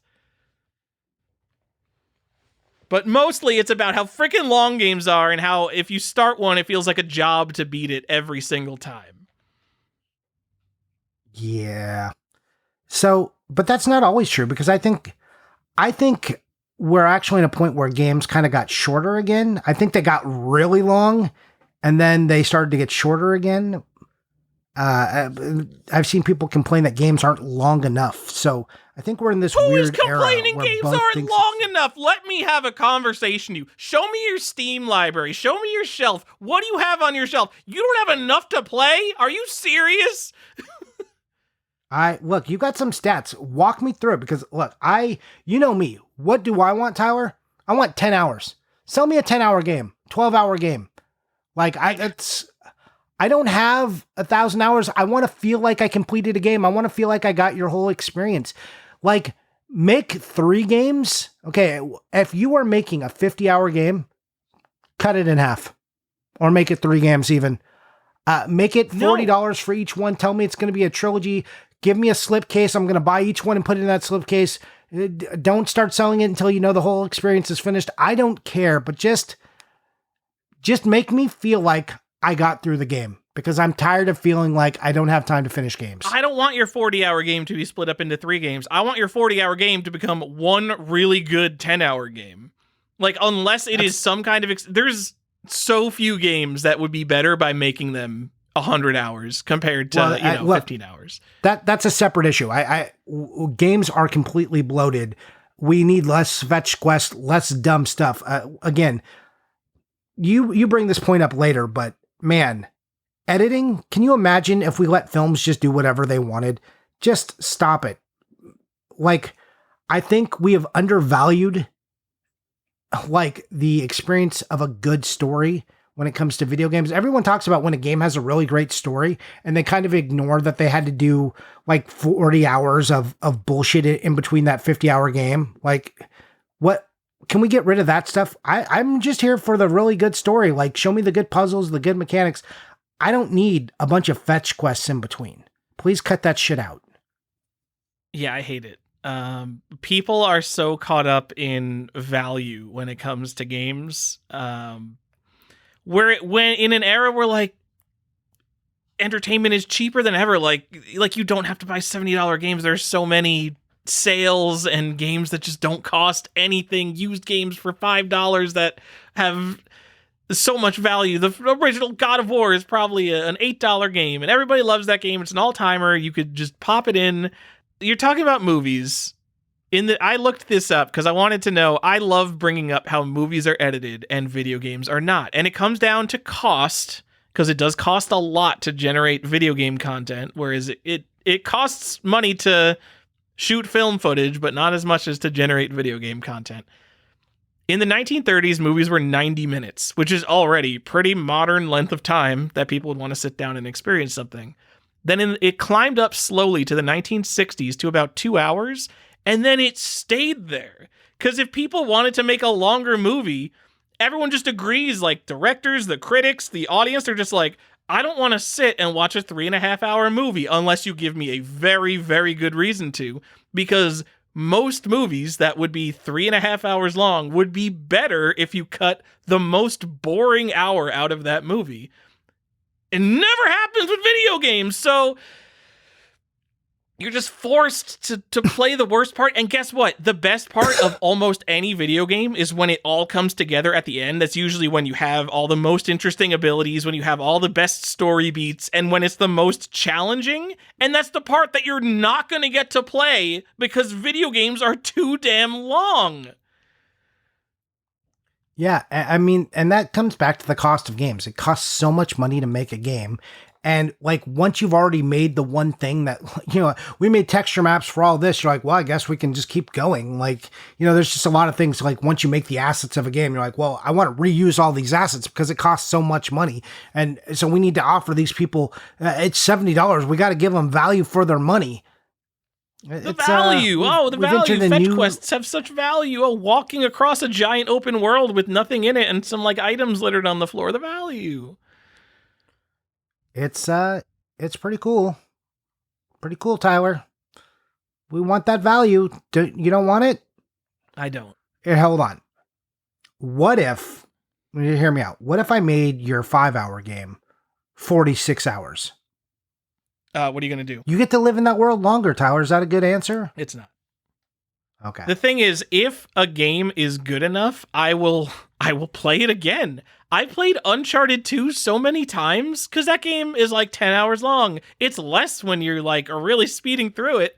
I played Ninja Gaiden 3 so many times. That game's like a half hour long. But I'm never going to play Grand Theft Auto 4 again in my entire life. I'm done with that game. Have you considered not being done with that game, though? No. What did we do imagine, Johnny, we grew up in an era where we only had like a few cartridges, and like I had my Sega Genesis games. What did I do? I played Sonic 2. I played Blaster Master 2. I played Subterranean. I just kept playing the same games because you know what? Most games are meant to be fun. You want all this fun. I mean, you want too much, Tyler. Did we even have a thing here where like, are games even meant to be fun anymore? I mean, I think games are a lot of people are just like, I just want to come home from work and turn off my brain. And it's just like, it's just meant to be like something to do, to have something, a controller in my hand, get some dopamine. There's nothing wrong with that. And again, I don't mind little 10-hour experiences, like little, you don't need to impress me, man. I do a good job. Give me what you want to do. Don't make me do it for 1,000 hours though. All right, front page of how long to beat right now. Monster Hunter Wilds. These are the completionist times. So this is like if you really want to go and do everything. Monster Hunter Wilds, 54 hours. That seems low for a Monster Hunter game as far as I understand the series. Whatever. Avowed, 61 hours. Red Dead 2, 188 hours. Elden Ring, 134 hours. Cyberpunk, 106 hours. Baldur's Gate 3, 170 hours. I played it longer than that. The Witcher 3, 174 hours. If you filter down to Nintendo 64, Ocarina of Time, 38 hours, Doom 64, 10 hours, Mario 64, 20 hours, Quake 2, 14, Turok, 10, Turok, 16, Majora's Mask, 33, Worms, 23, filter on Sega Genesis, 2 hours, 3 hours, 8 hours, 2 hours, 12 hours, 3 hours, 3 hours, 7 hours. I mean, obviously, Genesis games are going to be shorter than a modern Baldur's Gate game, but go look up the average human lifespan. It's like 4,000 weeks or something. It's just like bring up one of these charts that divides your life into weeks. I hate this and chart. You like start shading in a week and you're like, oh, I'm like halfway dead. That's kind of crazy. How many 200-hour games can you fit into that remaining lifespan? Let alone that like a new one's coming out every month. Have you seen the fucking bubble chart one, Tyler? That when you fill it out? You bubble in every time you... It is upsetting. So We're for all people dying. who don't know, so who it has has time this to play fucking 134 hours of a video game. Yeah. So when you see this bubble chart, right? There's some interactive ones where you can tell it how old you are and it will just fill in and then it'll put the average lifespan and it'll show you all the bubbles, your filled in bubbles and how many bubbles you have left. Very fucking upsetting. But then it will do this other thing and it will fill in all the hours that you will be sleeping. So you'll watch your bubbles decrease and then it will fill in all of the bubbles where you will be working. And you're like, oh God. And then it'll fill in all of the bubbles in which you will be performing personal hygiene, including going to the bathroom. And you start to see how many bubbles you have left. And then you could decide if you want to fill that with 160 hours of Monster Hunter. I think looking at I just saw one of those and it was the most upsetting chart I have seen in the last 5 years. I have been, it is hurt me. It hurt me to look at this fucking thing. I think it's genuinely life-changing when you look at a human lifespan in terms of like, well, how many hours do I realistically have to actually live my life? Yeah, I had this revelation looking at the same type of chart. And it's the reason I'm like, you know what? I probably don't need to play Path of Exile 2. I'm dying as we speak. We're all dying at different rates. And there's only so much of the prime of my life that I have. And I maybe just not installing Path of Exile 2 is going to be the best thing for me to do right now. Yep. Go hug your family, guys. Also, a lot of us aren't going to make it to the end of that chart. Yeah, but please enjoy this 3-hour podcast. You know, we're here to fill in the time. You know what? Before we had truckers out there, they just had to listen to the radio or CDs or whatever. So, you know what? We're here. We're filling quality time. This is, we're providing insights here about how short lifespans are. Yeah, we are. And we do advocate that you do this while you're doing chores or anything else driving. Like a thing that's already filled. You should do this while those bubbles are being filled in by something else. It's true. That's what podcasts are for. We're here for your background noise. We're here for while you're sorting your magic cards because you won't spend $8,000 on the Card Sorter Pro. By the way, $145 a month subscription to use that. Yeah, but here's the thing. If you have an individualized collection, you're just like, okay, I've amassed this bullshit collection for 20 years. And then you just put in the thing and you're like, a week later, you're done. You're like, oh, okay. Guess we're done with this machine now. So that's what I'm saying. Like the machine for just itself doesn't make that much sense. But if you could find it as a service and just be like, I know it seems expensive, but you're just like done just that one time. I'm like, yeah, that would be nice. Johnny. Yep. Games are too long.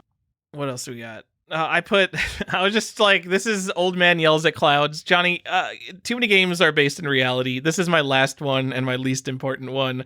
I think there are more boring video games now than there used to be. Because you look at the Sega Genesis and there's this weird talking blue hedgehog and he's like the entire mascot of the whole thing.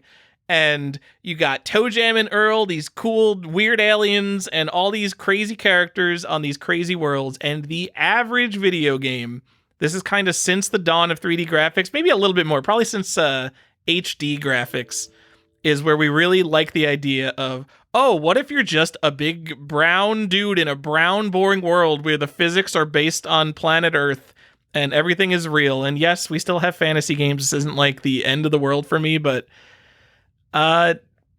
everything is just a human now. It's just it's less interesting to me. Like what is a game of Suspended, a cryogenic nightmare, a game where you play an AI that's trapped in like a cryogenic tank as you control your minions in like a text adventure. Like there's no games like that. If that was a game today, you'd be playing a dude walking around a laboratory. You wouldn't be playing an AI trapped in a cryogenic tank. It's just there's so many less interesting games, I think, because of this idea that like, oh, we have graphics, we need to use them. Okay. Counterpoint. No thanks. I don't need more Solo Rotobo or whatever the fuck that I always mess up that thing's name. Solo Torobo. Solo Yes. Torobo. I don't need to be more of that. Johnny, we're going on itch. We're gonna get some furry dating simulators. Let's go on itch right Tyler, now. You see, look, your problem is you said there's not enough of these games, and I think you're just looking for your games in the wrong place. I mean, I like games with humans. I'm okay with it. Could we have some more fun mascot games? Yes. Do we need to bring back this thing which probably launched furry culture? I don't think so. And that's there's not something me. missing. I'm gonna say, is that not me shaming it? I guess it might be. Look, you guys go enjoy whatever you want, but I personally don't need that in my games. All right, maybe I'm right. I don't think that's a bad part of modern gaming, at least to me. All right, it's such a stupid, nitpicky thing that doesn't really matter. There is, I will say, there is certain charm to games that I think has been lost. There an underlying quirkiness that you could get away with before that I don't think is allowed in modern gaming space. As not a creative person, like I don't work in a creative field, I just like can't help but feel like the average video game could be so much more interesting than, guy in a military vest holding a gun. But we have indie games, and indie games are doing all sorts of weird shit, so maybe it's not as dire as I say. All right. So that's everything that's wrong, according to these two guys, these old men, about modern gaming. Shall we talk about some of the good points about modern gaming? There are good points. Johnny, that was just a lie I said to keep people listening to the episode. Oh, never mind. Okay, thanks for listening, everyone. Bye! Show's over now. I did the bye. All right. Come Johnny. back for part 2. That's what they want, Tyler. We just said it. They don't need 40 hours of podcast. Give us a second episode. Is so long. You guys don't edit it. Why don't you edit out your tangents? Yeah, because that's long. Editing is long, and Tyler doesn't want to fill in that bubble. Oh man, how many of my bubbles have been filled in just editing and recording Collector's Quest? This is like a significant portion of my life. Stop thinking about it, Tyler. You'll stop doing the show. Johnny, I like homebrew. I think this is maybe Golden era. Homebrew is genuinely interesting and genuinely rare because not a lot of people are buying homebrew. And by homebrew, I just mean any new game that comes out on an old system, whether it's NES, Game Boy, whatever. A lot of these have like weird little releases. Some of this stuff is sold on like itch. Some of this stuff is sold on like forums. Some of it comes out through limited run games and things like that. But there's also like individual NES publishers. And this isn't really new games a lot of the time. You don't see a lot of new Xbox 360 games. It kind of cuts off at Dreamcast, where it become like it's easy to produce a new game for Dreamcast or even like PC Engine or NES. And then the newer systems, either it's hard to make them or it takes so much more effort to make a game that would be worth making on the Xbox 360 that like one person is not gonna to do it. I don't know why, but I like homebrew a lot. And one of the things you also get with homebrew is that it goes back to like that community of people who like only care about one thing, where like you get to get all the NES people together. And like this is the most nerdy thing that someone could possibly do, is make their own game for the system that they love. So the person who's making that ColecoVision arcade port, they're not just doing that to sell you a cartridge for $50. They're doing that because all they think about all day is playing Amadar on the ColecoVision, and they needed to make it a reality. And that is just so cool to me. Yeah, I think that's interesting. Also, the tools are more accessible than they've ever been, and you get a lot more ideas now coming in that probably weren't there, and some of the new tools allow for new things to happen in old spaces, and I like that. It's cool. I'm in. That's kind of a cop-out because those are mostly games for old systems, though. That kind of makes old systems more interesting. So I will go on this point because I took your point a bit further. It's easier to play pretty much everything since the Xbox 360 as intended on your TV. You currently have the HDMI cable.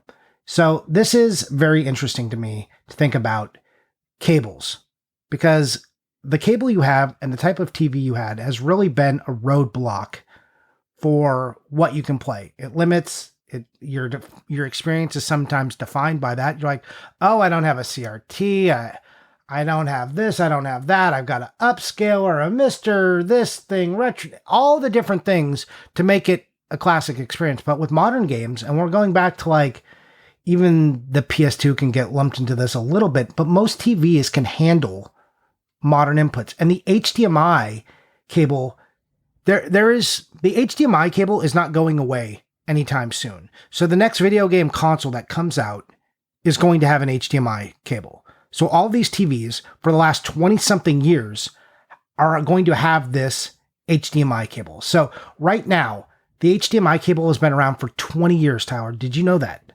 I sure did. I'm a video 2005, right?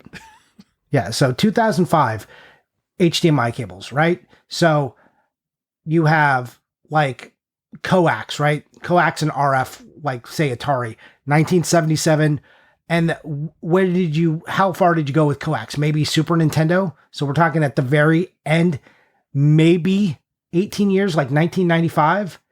You had the composite RCA cables. That's like your red and white ones. And those were kind of used in parallel. So those were maybe around for 21 years. And you could like kind of get that with the Wii U, but no one is recommending that.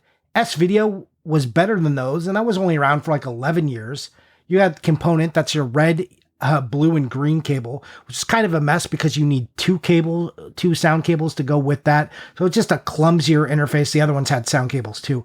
So you just have this five cable clumsy system, which is kind of HD, not quite there. It's like getting there. 10 years of that, right? Where it was actually in use, like the PS2 to the Wii U. But this HDMI has been around since before that. You also have like SCART and DVI and DisplayPort, but we don't need to get into all that. But this HDMI cable, this unifying system, which is going to be around for your next console and probably the console after that, means all the consoles within the modern range are going to be one cable use pretty much. Your TV is going to be able to handle that input. And that's just not the same for retro games. You're like, okay, I've got this Atari. How do I get this thing to play on this TV that was only 15 years older than an Atari? So I mean, I don't think that's the problem. I've never had a problem hooking up an old console to an old TV. The problem is old systems, RF, S-Video, composite, work on CRTs. Most people don't have a CRT anymore, whereas anything from the Xbox 360 onward, maybe like the PlayStation 2 onward with component cables, you can hook them up to your modern TV and it won't look like trash. Whereas if you hook an NES up to your modern TV, it will look like trash. And then you have to figure out a solution around that. Whereas you don't have to worry about that. Your PS3, you'll just be able to hook it up forever. I think they're actually two separate points that kind of go together. But yes, look, you think that you have never had a problem. I know lots of people who sit and struggle around. Like if you told someone's mom to go do this, they just wouldn't know what to do. An HDMI cable is so easy. And I think we are underrating how easy that has made plugging in a video. It's two fucking cables now. You're like, plug in HDMI, plug in power. Done. Easy to plug in. It's not like you're in the dark behind this giant TV that could fall and kill you, trying to get an S video cable oriented the right way, hoping your fingers on it, and then you're not going to bend the stupid pin. Like, it has just gotten so much easier. Johnny, my mom just like last month called Geek Squad because something happened with her sound bar. She paid someone like probably over $100 to fix probably some kind of HDMI problem. It's probably like an ARC issue, but it's not as foolproof as you think.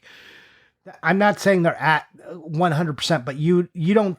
There are just, by virtue of being one cable, there's less fail points to be introduced.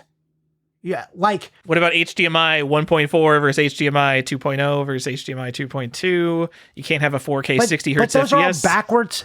That's all backwards compatible.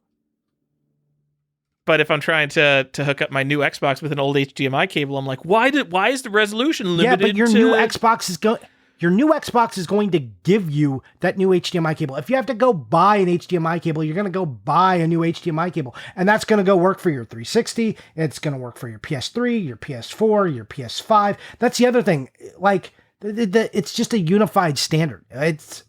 If you are underselling the HDMI, you're foolish. It is a changing of life that everyone who fucks around with components just knows, like, the HDMI cable just made everything a lot easier. And that's a big win for modern gaming. I won't hear it any other way. All right. But we don't. You're right about the TVs. I mean, I'm not going to argue with that. Yes. Also, all those old standards were set up for just a completely different style of TV. Since, more modern consoles can all kind of exist on new giant LCD TVs, which is what pretty much everyone has, or OLED, whatever. Like, you can get there, and like, TVs are now made with gaming in mind. So you're like, oh, it's got some lag. Like, it's now a consideration. This was not a consideration before. So, gaming got big enough where now people think about this. Just a reminder that HDMI is not just a magic specification. The HDMI Forum is a global organization that creates the new standards and controls it, and you have to license HDMI stuff, and it is evil. HDMI is evil because it's a licensed thing. So if you're making, you can't make like an open source Linux HDMI driver because it's evil. Licensing is evil, and we need to talk about open source software and open standards, Johnny. Mm-hmm. All right. Well, can we get into who gets to make the money, and then what those people who do figure out how to do that, and then how they exploit it and make the next thing? And like, never mind, Tyler. Let's not get into a regression cycle. Johnny, modern games are very cheap, like very cheap, and not just some games. Like NES games, pretty cheap on the average, but like the best games of all time from the past 30 years are like the cheapest games you can get. Going back to free God sometimes, of War. Tyler, with a subscription. Free with subscription. That's not free. That is selling your soul because you're in a subscription. And when games are 137 hours long, what are you doing with a subscription? You're gonna lose your game now after 80 hours when you're like, I'll get back to it later. But then when you get back to it later, you gotta sign up to the subscription service. No, they don't have Avowed on the subscription service anymore. So you just gotta go buy a copy of Avowed, which you could have done in the first place. That's a different point, Tyler. You're spiraling. Come back, Tyler. Johnny, Halo. If I look up a copy of Halo, you think I'm going to spend more than $20 in a copy of Halo? No. or Red Dead Redemption or GTA 5 or any of these huge, and even the exclusives. I think actually we talked about how like Spider-Man games do have a little bit of value, but even then they're not not crazy. On rate. Yeah, on rate. These are cheap experiences. And if you wanted to play them, they are far more accessible than all these other games. Games are more accessible than they've ever been before.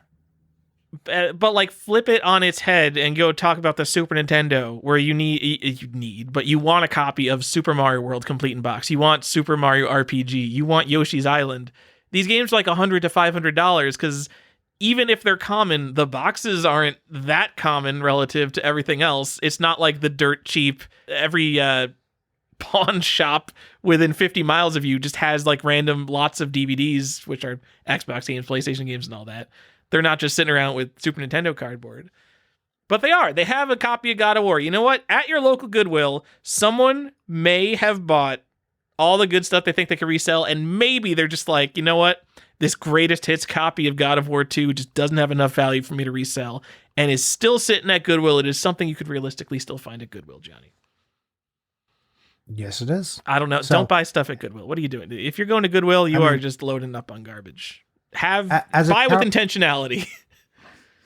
As a counterpoint to what we talked about before, because games don't have that much stuff in them, it's very easy to have nice, clean, complete games. It's not that much of a headache. It's very easy to do. Most of the stuff you're going to buy is in good condition. It's going to look nice, and it's going to have all the components because people know to keep it, because everything is collectible now.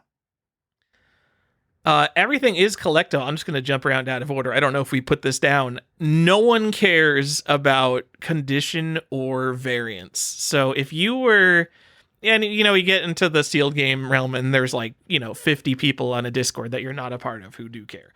But if you wanted a mint condition first print Breath of the Wild on the Wii U, the one with the 7 controllers, that probably complete in box probably has essentially no premium, because who cares about that? Who's buying it complete in box? And you could just, for the same price that you would pay otherwise, you can go get the interesting mint version, which in older games, that's very rarely the case, unless it's something really obscure that no one really cares about.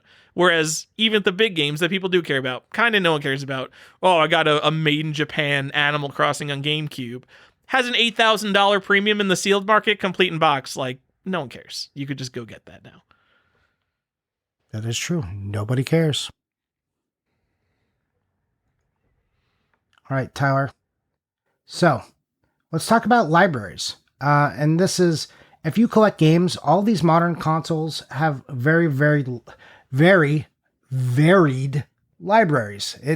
There's a lot of choice for the type of video game you want to play, because there's so many damn games on them. You're not going to be stuck in this Dreamcast world where you're like, I bought the Dreamcast, and I guess I hope I like arcade ports and some fighters and maybe some shmups, because there'll never be an RPG. You can just, if you collect for this system, all the types of games you want to play are going to be on it, and that makes it easier and nicer to collect. I like SimCity style simulation games. There's definitely one on the Switch. Why would I play that without a mouse, though? Come on. Maybe you'll get mouse support. I like Microsoft Flight Simulator 2020. Okay, there's definitely one of those. No, come on. There's no flight simulator on the Switch that's like that. Maybe. I'm just trying to think of the most niche games, because yes, the Switch does have everything, even if it is a port or a remake version of it.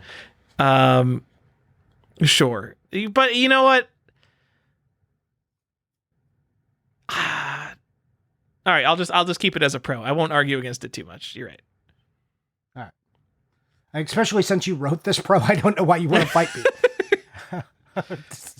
You're a madman. You're like, I'm going to fight you on the point I put in this document. Okay, I was just reading this one. All right. I added my own to it, but Jesus. There aren't any impossible set killers, which can make collecting. I feel like it can reduce your FOMO and anxiety about never having a full set. Because let's be real, if you're collecting an NES set, whether it's card only or complete in box, the vast majority of people just resign themselves to be like, nah, I'm never going to own stadium events. Not Mike Pitts of the Lost Joystick Network, as we all know. He's a stadium events guy. He has a stadium events. Wow, he has a stadium events. Mike, good job. You got a stadium events. We know kind of you're the stadium events guy. You sure won. But if you're collecting Xbox 360, PS3, Switch even, as far as I know, there's nothing that's going to kill you. Like the closest thing is 3DS with that Barbie game. Because NBA Elite, that's a set killer, but it wasn't really released. No one's going to be like, oh, your set's not really complete because you don't have this unreleased game. Whereas a lot of the older systems are just like, oh, well, here's Hagane. It's $10,000 complete in box or whatever for a nice one now. And if you're the kind of person who chips away like a little at a time, like I don't know, if you're spending like $200 a month on video games, when you get to a game that costs $7,000, like all of a sudden your $2,000 a month budget is just like, okay, I guess I stop buying video games for the next 5 years to complete my set, and it's not very realistic, right? It is not, and it feels bad when it happens. Yeah. And like all the like collector's editions and all that and the modern stuff, like just ignore it. Who cares? You don't want that stuff. Whatever. That's not why you're collecting the set. You're collecting it for the games. So we talked about this a little bit, but there's no premium on condition. So that means also when there's no premium on condition, anything you want is all going to be same price. You don't have to fight too hard. If you want it sealed, it's going to be sealed. It's very easy to find sealed games. Whatever condition you want the game in, it's like pretty much going to be loose, nice, or sealed. And that's like the 3 conditions that exist now. And what that means is like the price is going to be very stable for games.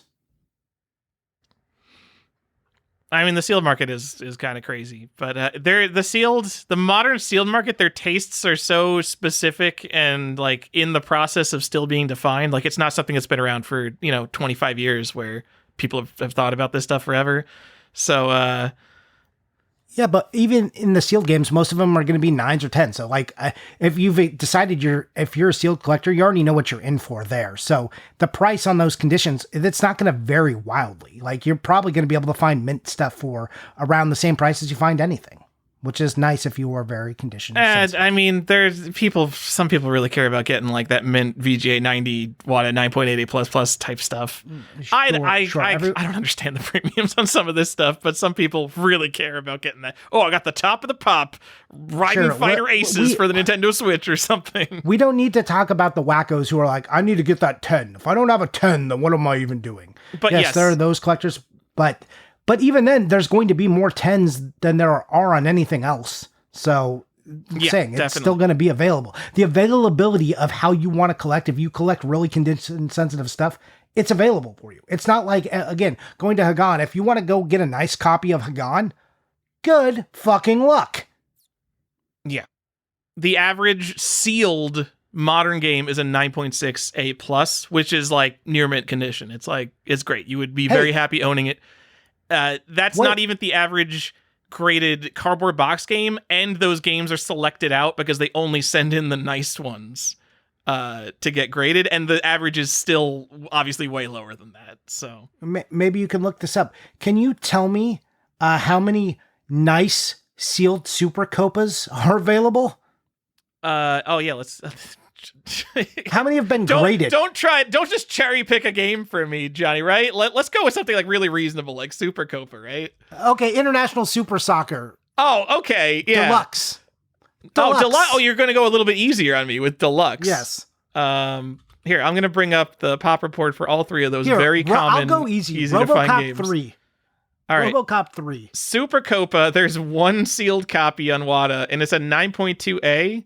Meaning it would sell for a huge premium, and I wouldn't even want it because, like, if I'm spending like a $10,000 premium on a sealed game, like I'm not going to spend it on an A seal. And people will come at me and be like, "But it's the only one. Oh, it's the top of the pop. Oh, you're going to be choosy when there's only one." Yes, because I don't want to spend a $10,000 on something that's not mint. The whole point of buying it sealed is that it's mint. I don't care. Yeah. Top of the pop is actually on our new merchandise that we have out, our new Collector's Quest shirts. Says top of the pop on back. That's not true. It is true. Johnny, International Buy Superstar. Your Collector's Quest merchandise at collectorsdesk.com/merch. International Superstar Soccer Deluxe. There is 1 sealed made in Japan copy. It's a 7.5B, so it comes back to like, I don't even want to own it. But this is a common game, so there's actually 2 sealed copies total. There's 1 made in Mexico. That's an 8.5A+. I wouldn't want to own that one because it's the Made in Mexico one. All right, let's go an easy one. Let's go one that is definitely around. Yoshi's Cookie. Okay. Also, there's 0 International Superstar Soccers.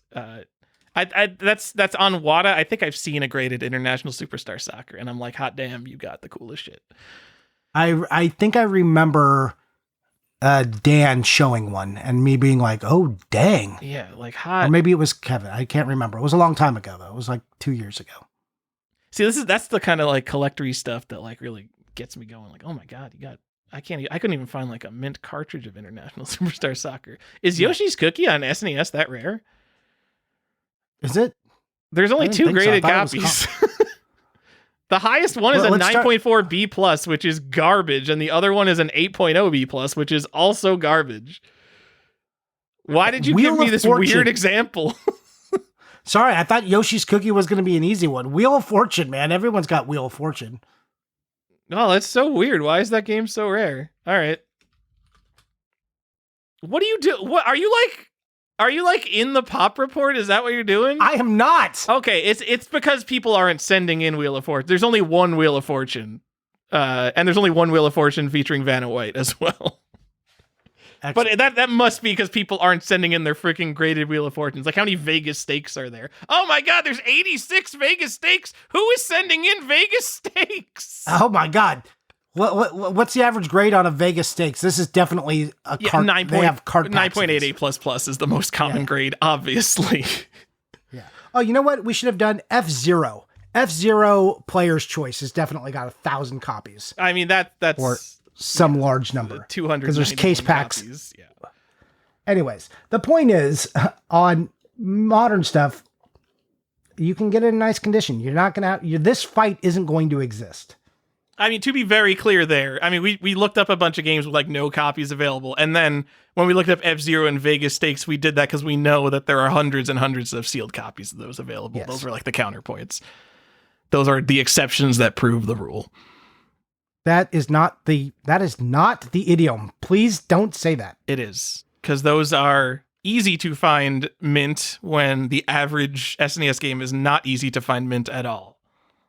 So those are exceptions that prove the rule that SNES games are not easy to find mint and just available. I idiomed it. That was a good idiom. That was correct. Everyone post in the Discord. Tyler, you're so correct for using that idiom there. Are you still with me? I am. I'm trying not to fight about idioms with you, so just move on to the next point. Here is my number one reason, Johnny. I don't think you should buy games just because they're cheap. I don't think you should collect a set just because it is technically doable to buy that set. I don't care how easy it is to play video games because, you know, if you're buying old video games, you're probably going to find a way to play them. That's not like a barrier here. So the number one reason that I think modern video game collecting is cool or going to be cool or interesting is the physical media apocalypse that is coming up in, let's say, the next 10 years. Very soon, we will have no more video games, or we're talking like a huge reduction in the number of video games to like be a completely boutique thing as opposed to something you just get at Best Buy and Amazon. And at that point, every single physical game will be an interesting object, including all these Nintendo Switch games that Tyler constantly rags on.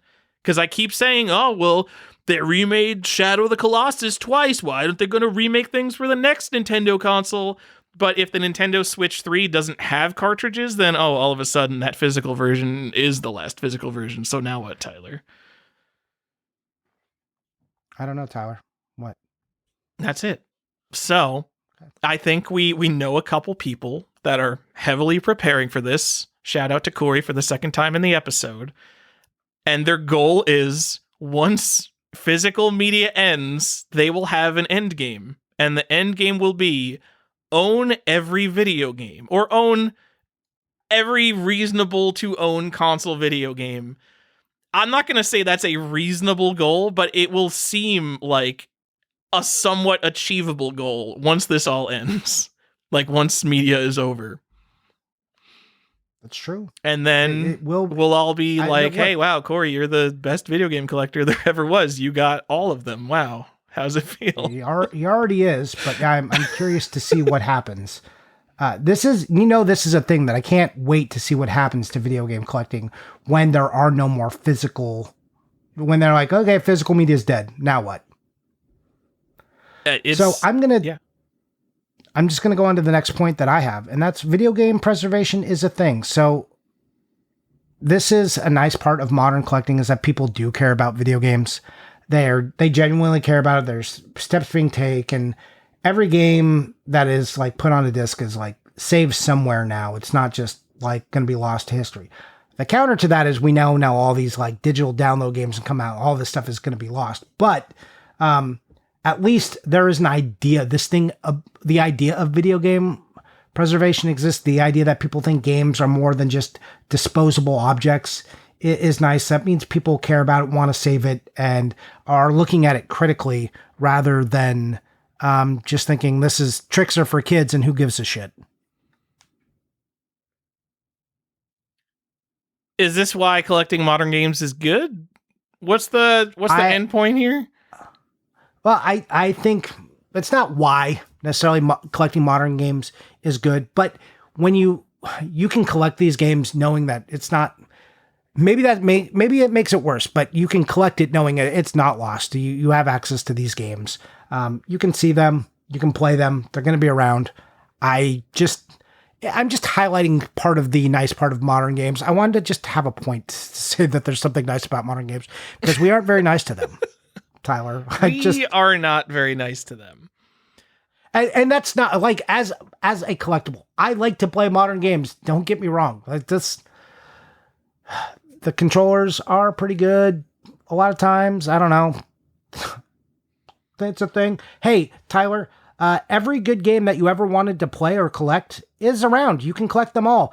All of them, Tyler, like including all the ones that were on Atari and Super Nintendo. It's probably on the Switch now. You can go play it. Oh, really? They got Night Stalker on the Intellivision? Yes, they do. Yeah, I'm sure there's a collection pack. There's definitely like Atari 50 or something definitely has that. Or Atari 50? Or the Intellivision. How dare you? The Intellivision collection. Sorry, the Intellivision collection has that. Hold on. Intellivision games on the Nintendo Switch. I'm going to this Atari Age topic. Okay. Let's see. The Atari Flashback Collection.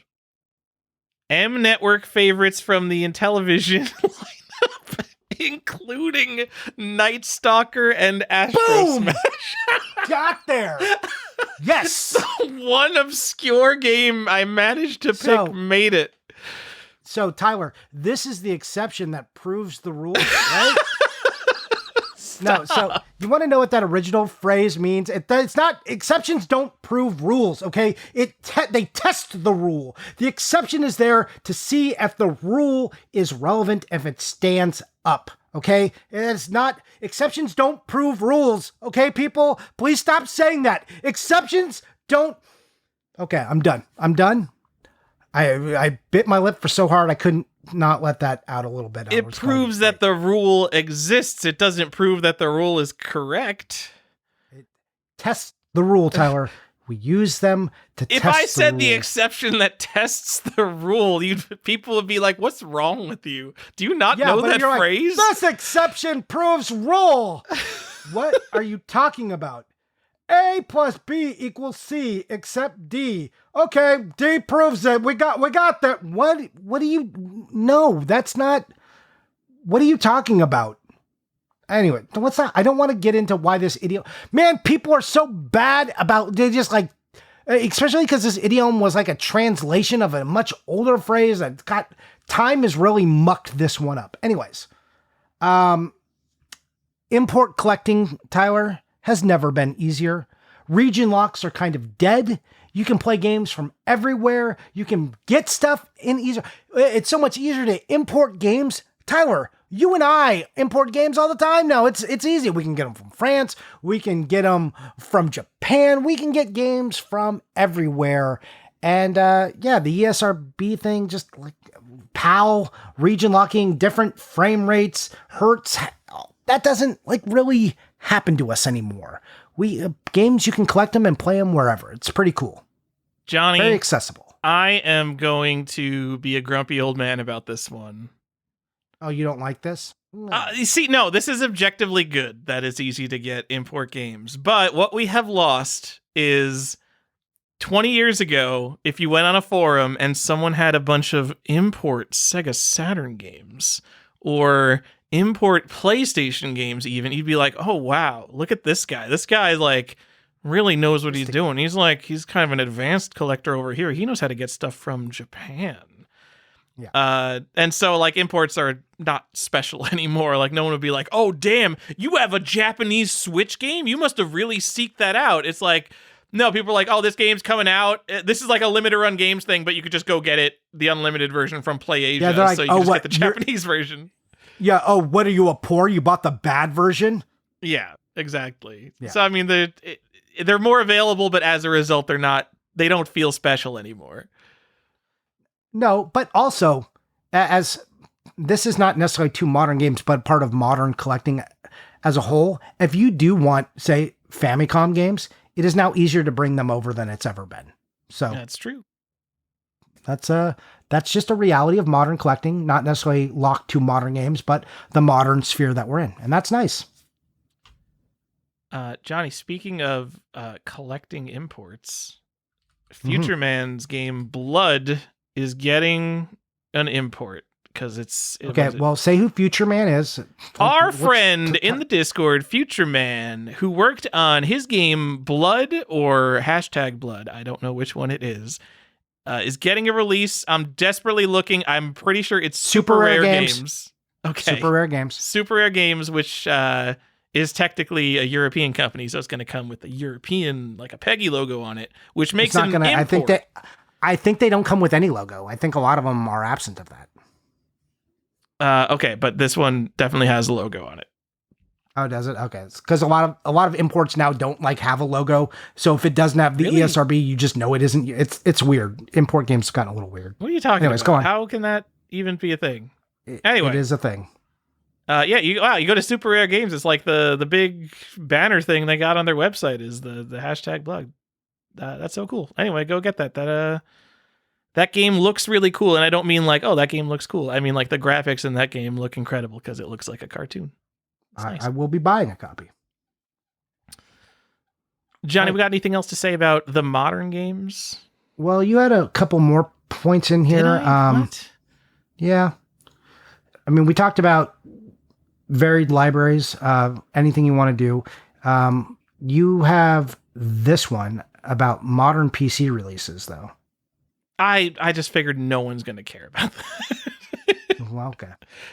So there are, I mean, this has kind of been a thing throughout history. There are just some computer games that slip through the cracks and just like are completely niche things that no one cares about. And the thing that I come back to a lot is flight simulator add-ons. There are so many flight simulator add-ons that had physical DVD releases, but the only people who are going to buy that are like 65-year-olds sitting in front of a CRT who've been playing Microsoft Flight Simulator X for 20 straight years. They're not the people who are ever going to sell that kind of stuff. So when you do find that kind of stuff, it's like, oh, this is neat, because literally no video game collector owns this at all, because this is such a weird, obscure thing. And since, you know, PC games are dead, like, let's be real, like physical PC games are not a thing anymore, except very occasionally for these weird releases. I put two examples here. Microsoft Flight Simulator 2020, the deluxe physical DVD edition of that only came out in Europe, and it was like over $100. That's like and it's still over $100. It's like a collectible modern PC game, Flight Simulator freaking 2020. Every other version of Flight Simulator is like $5. And then Farming Simulator 20. I looked on Best Buy, like, what physical PC games could Best Buy possibly have? They have one, Farming Simulator 2025. And I'm sure they have like some Bejeweled stuff and stuff.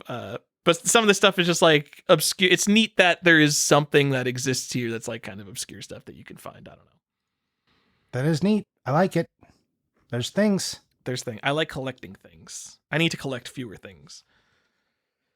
Someone save me. Oh my God, I have a podcast about all this stuff. Johnny, help. I'm going to spiral. Okay, Tyler.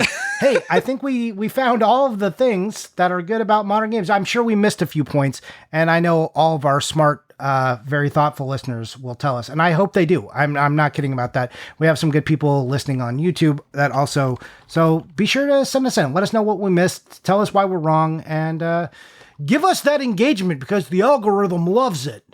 You don't really have to do that. But I do want to hear what we missed. So not for the sake of engagement, but to know where we got wrong, what we did. Because I think we had some corrections from the last episode. I don't remember what they are right now, though, Tyler.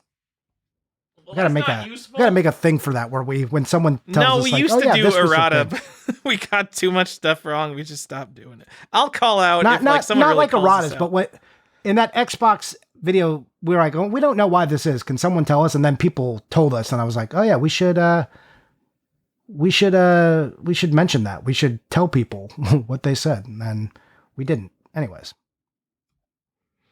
Johnny. Yep. Are we moving on to the next part of the episode?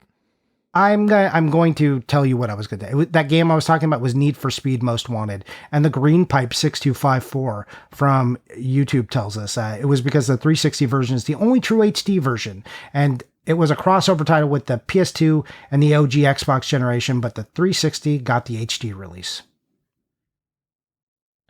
Like, that makes sense. It's just, wasn't it like almost $100? Still feels but a lot of money again, for Need for Speed. People want to play the best version sometimes, and HD matters. And then, that's the other one, the Wally version. So we weren't sure why Wally was such a big deal. We kind of got there in some of it when we talked about it in the episode that Xbox collectors like achievements were a big deal. We undersold how big a deal achievements were because it drove things like Korean releases of Wally, which didn't have that, was kind of a rare release anyways. But the achievements were were specific to Korea. Apparently Xbox has a bunch of games with region specific achievements. So depending where you bought it, like you couldn't just play your regular Wally in Korea and get the Korean achievements. It had to be the Korean disc. So it had a very specific set of achievements. So those people who were battling over achievements or like trying to pump up their score, this was one of them, and it was a harder to find game. So that was part of the deal. So achievement collecting, even more of a big deal than we thought with why Xbox 360 collecting is a deal. Hey, Johnny, remember when I was trying to make a point about how playing video games used to be fun, and I couldn't find my footing on why some people play video games and it's not fun? I forgot. That's why playing video games isn't fun. If you are seeking out the Korean version of Wall-E, a boring children's platformer, I'm sorry, just for the achievement points. Is that fun? I don't know. That sounds like work to me. It does sound like a job. John, I'm going to tell you the best thing that someone posted in the Discord. Oh yeah, tell us the best thing someone posted in the Discord. This is hold on, before you do it, if you want to do this or you want to ask us questions, you can join us and get access to our Discord by going to patreon.com/collectorsquest. It's $4 and you get access to our After Dark, and you can post your cool games and we'll talk about it, and you'll hang out with the best collectors there is. Thanks. Go, Tyler. Our friend Joe the Fleo, he got a sealed copy of Metal Warriors off Heritage Auctions. Sometimes we talk while big auctions are going in place, and we're like, oh, maybe some stupid thing will slip through the cracks because only collectors think about it. And he got a sealed Metal Warriors for like a little bit more than a complete in-box Metal Warriors cost. So it was just a very, very good deal that he got.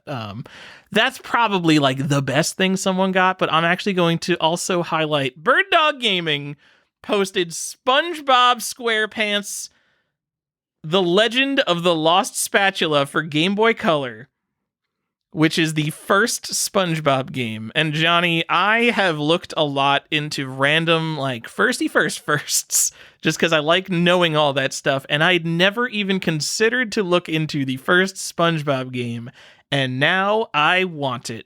I want SpongeBob SquarePants, Legend of the Lost Spatula, so that is the number one game I'm going to be looking out for at the upcoming Midwest Gaming Classic. All right. Yeah, so if you have that, bring it to Midwest Gaming Classic. And if you see me walking around, be like, oh, Tyler, I got it here for you. It's the SpongeBob Game Boy Color game. There's probably multiple SpongeBob Game Boy Color games, but I don't know. It's fun if trivia. You want a Game Boy Color game. The bigger news here is that you want a Game Boy Color game. Right? How it's impossible to get me to want a Game Boy Color game, but now you tell me it has some very dubious historical significance, and I'm in. Yeah, this is wild. I mean, I don't know if our listeners really understand how crazy this is that you've said you wanted a Game Boy Color game. I own so few Game Boy Color games. I own like the Pokemon games, like Super Mario Deluxe. I bought a complete in box copy of Harvest Moon GB, and a company accidentally shipped me a copy of Harvest Moon GBC, so I have that. But man, I do not have a lot of Game Boy Color games. Yeah, if you guys don't know, it's one of the consoles Tyler hates the most. He really does. It is the worst Nintendo console. And I'm saying worse than Virtual Boy, because at least Virtual Boy has a gimmick. Game Boy Color doesn't even have a gimmick. Color, wow. Color with no backlight. Wow, we're really competing with the Game Gear here now, guys. Tyler, I don't disagree. These are good choices. Okay. You guys are gonna have to step up your games if you want to beat those. So let's see some more choices. You can't just show me a picture of Fallout, which was pretty good. That was a pretty good show off. But we need more. You can't show me a keyboard, Joe. Get out of here. All right, let me do a collector's question. All right.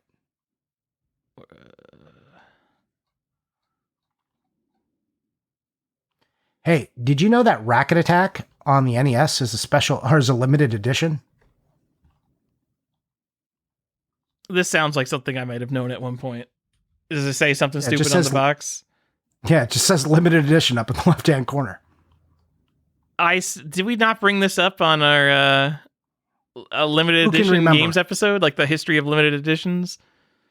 Who can remember? I mean, it is true that technically anything that goes into production and ceases production is a limited edition. Yeah.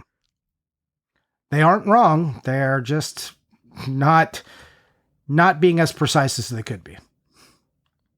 I don't think I've done this yet. Tiger Wolf asks, shouldn't Canadian variants be more desirable than standard US releases? There's a smaller population of copies printed, so it's more rare, yet they're not as scarce because the demand for them is lower. Isn't that interesting to ponder? This is one of those interesting rarity versus scarcity topics. No, this isn't that interesting to ponder. It's the same as having a Game of the Year edition, a Player's Choice.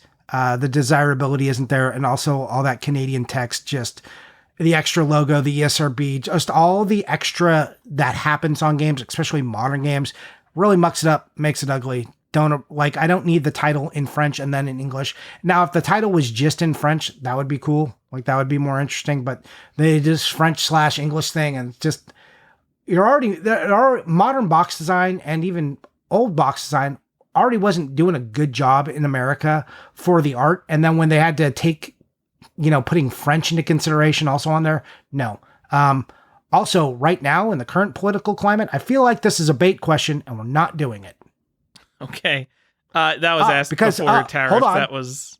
Oh. Hold on. I'm going to use this, though, to come back and talk about tariffs real quick, because that's our issue. If you are buying games from Canada or Mexico, new tariffs have been introduced, and there's going to be a 25% tariff on all goods. Okay, there is this de minimis rule. Okay, there used to be the USMCA, the United States, Mexico, Canada Act, which allowed things under $800, but that went away, and the de minimis rule went away as well for Canada. And then they brought it back. So right now, things under $800 are still okay. Over $800, you're going to hit that tariff. Under that, but that rule they've already said is going to go away. They're just figuring out how the best way to do it. They killed it, and then they unkilled it. So be very careful. This also applies for Mexico. For China, where this is also happening, that the de minimis rule is not in effect. So be careful, my people who are importing games from Canada. Now is the time to do it, because the de minimis rule may go away again, and we will then be paying those tariffs. But that's just where it'll happen. Okay? So be careful. It's a very fluid situation. Could change at any time. But if someone tries to tell you there's a tariff, be very skeptical of people trying to charge you extra fees right now, because I've seen some bad actors out there just trying to collect more money from you. So unfortunate situation. We don't need to get into politics, but this is the reality of game collecting at the moment. Just to be clear on de minimis, that basically means that if you're importing something under $800 was the rule before, which is a very high number compared to what the rest of the world gets, you wouldn't have to pay taxes on anything under $800. It's why you could buy games from other countries, not pay taxes on them. It's why you can get cheap electronics from AliExpress. It's why you can get like Shein and Temu clothing for like $2 shipped. Yes. So it's I don't know. I like my cheap shit. I'm the AliExpress one. I think a lot more people are on like the Temu buying like shitty clothes from China. I'm a buy shitty electronics from China kind of guy. I buy like my nuts, my bolts, my capacitors and resistor, all the like little hardware that I need. Like 100% of it comes from AliExpress. Don't kill my Chinese trade. All right, enough about politics. I don't want to get into I mean, this is just as it applies to video games, so I don't have a problem with us really talking about it. Yeah. In a little more detail if you need to go. Honestly, I don't know enough about how it would affect collectible video games. Like, because I think the country of origin. It's just if you buy. It's really right now. It's just if you're buying stuff from there, what do you have to be aware of? Like, just know that your price is probably going to go up. But right now, you're still safe to buy stuff from Japan for now. But if I buy a made in Japan GameCube game from Canada, I don't think I'm supposed to pay a tariff on that because that is a product that was made in Japan, and I'm only supposed to. Yeah, but anything like right now, and also some of it is subject to who's at the border for customs. So like, or who the intake, because what'll happen is when that tariff is applied, you buy it, and then you will get a bill from the United States for your tariff amount. So I mean, you'll get the bill from FedEx, but yes. Yes.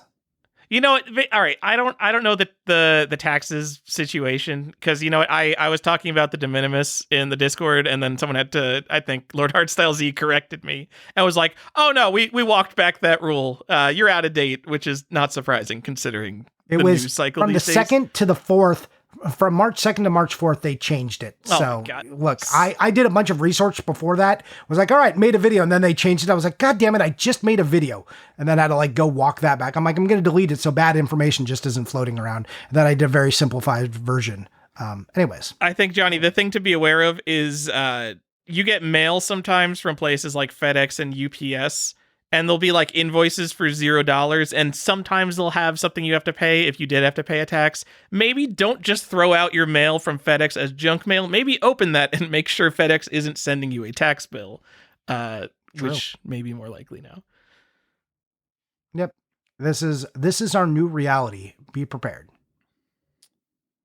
What else? Oh, that was Tiger Wolf. Yep. Lord, wait a minute. Is this a real question? Final Fight CD asks, scenario, Tyler quits the podcast and Johnny needs a new host. Johnny, you're treating this like it's a real job. What's your job description in terms of qualifications and experience? What interview questions are you asking to weed out poor candidates? Where are you posting the job at? And if Carl Jobst applies, are you giving him a fair shot at the gig? Well, thank goodness this is not a real job. But I don't have to, there's no rule since there's no money being, I don't have to be fair and equitable to anyone. So I could discount Carl Jobst unless I wanted this to be like a hot take fighting segment. If I wanted this to be more like ESPN First Take or something, then I would definitely put Carl on the job. Would I consider him? Absolutely. But then I think the show kind of becomes a different thing. So I'd have to think about what that would look like if Carl was really on here. So where am I posting it? I'm posting it probably on our Discord first, because I think if I wanted the show to exist exactly, like, here's the thing. If I want the show to exist exactly as it is, I got to preach to the people on this podcast and then in our Discord that this is a thing that's available. And this has happened before because Tyler wasn't found by accident. I didn't know Tyler before the show. I literally put out a post. I said, I'm looking for somebody else. And there was a list of qualifications. Like, I need somebody who is comfortable on a microphone, who owns a microphone, who knows how to edit, who isn't an idiot. I need someone with strong opinions, okay, who can back it up, who knows how to research. I need them to, again, know how to edit, know how to use Audacity. They have to accept certain roles and responsibilities that come with it. Right now, Tyler edits the whole show. So if Tyler goes away, it's like, oh shit, that means if I want to hire someone who doesn't know how to edit, I have to then think about pitching harder to Patreon's like, okay, we now need to pay all the money for an editor. So what does that mean? Do we increase the price? Do we try to get more viewership? Because if I want someone who isn't also an editor, we need to then pay for an editor. So that's the first thing, the first big set. Then I need someone who's got a wide and storied video game collecting passion. Okay. So you can't just be like, I only collect NES. I've already been down that road.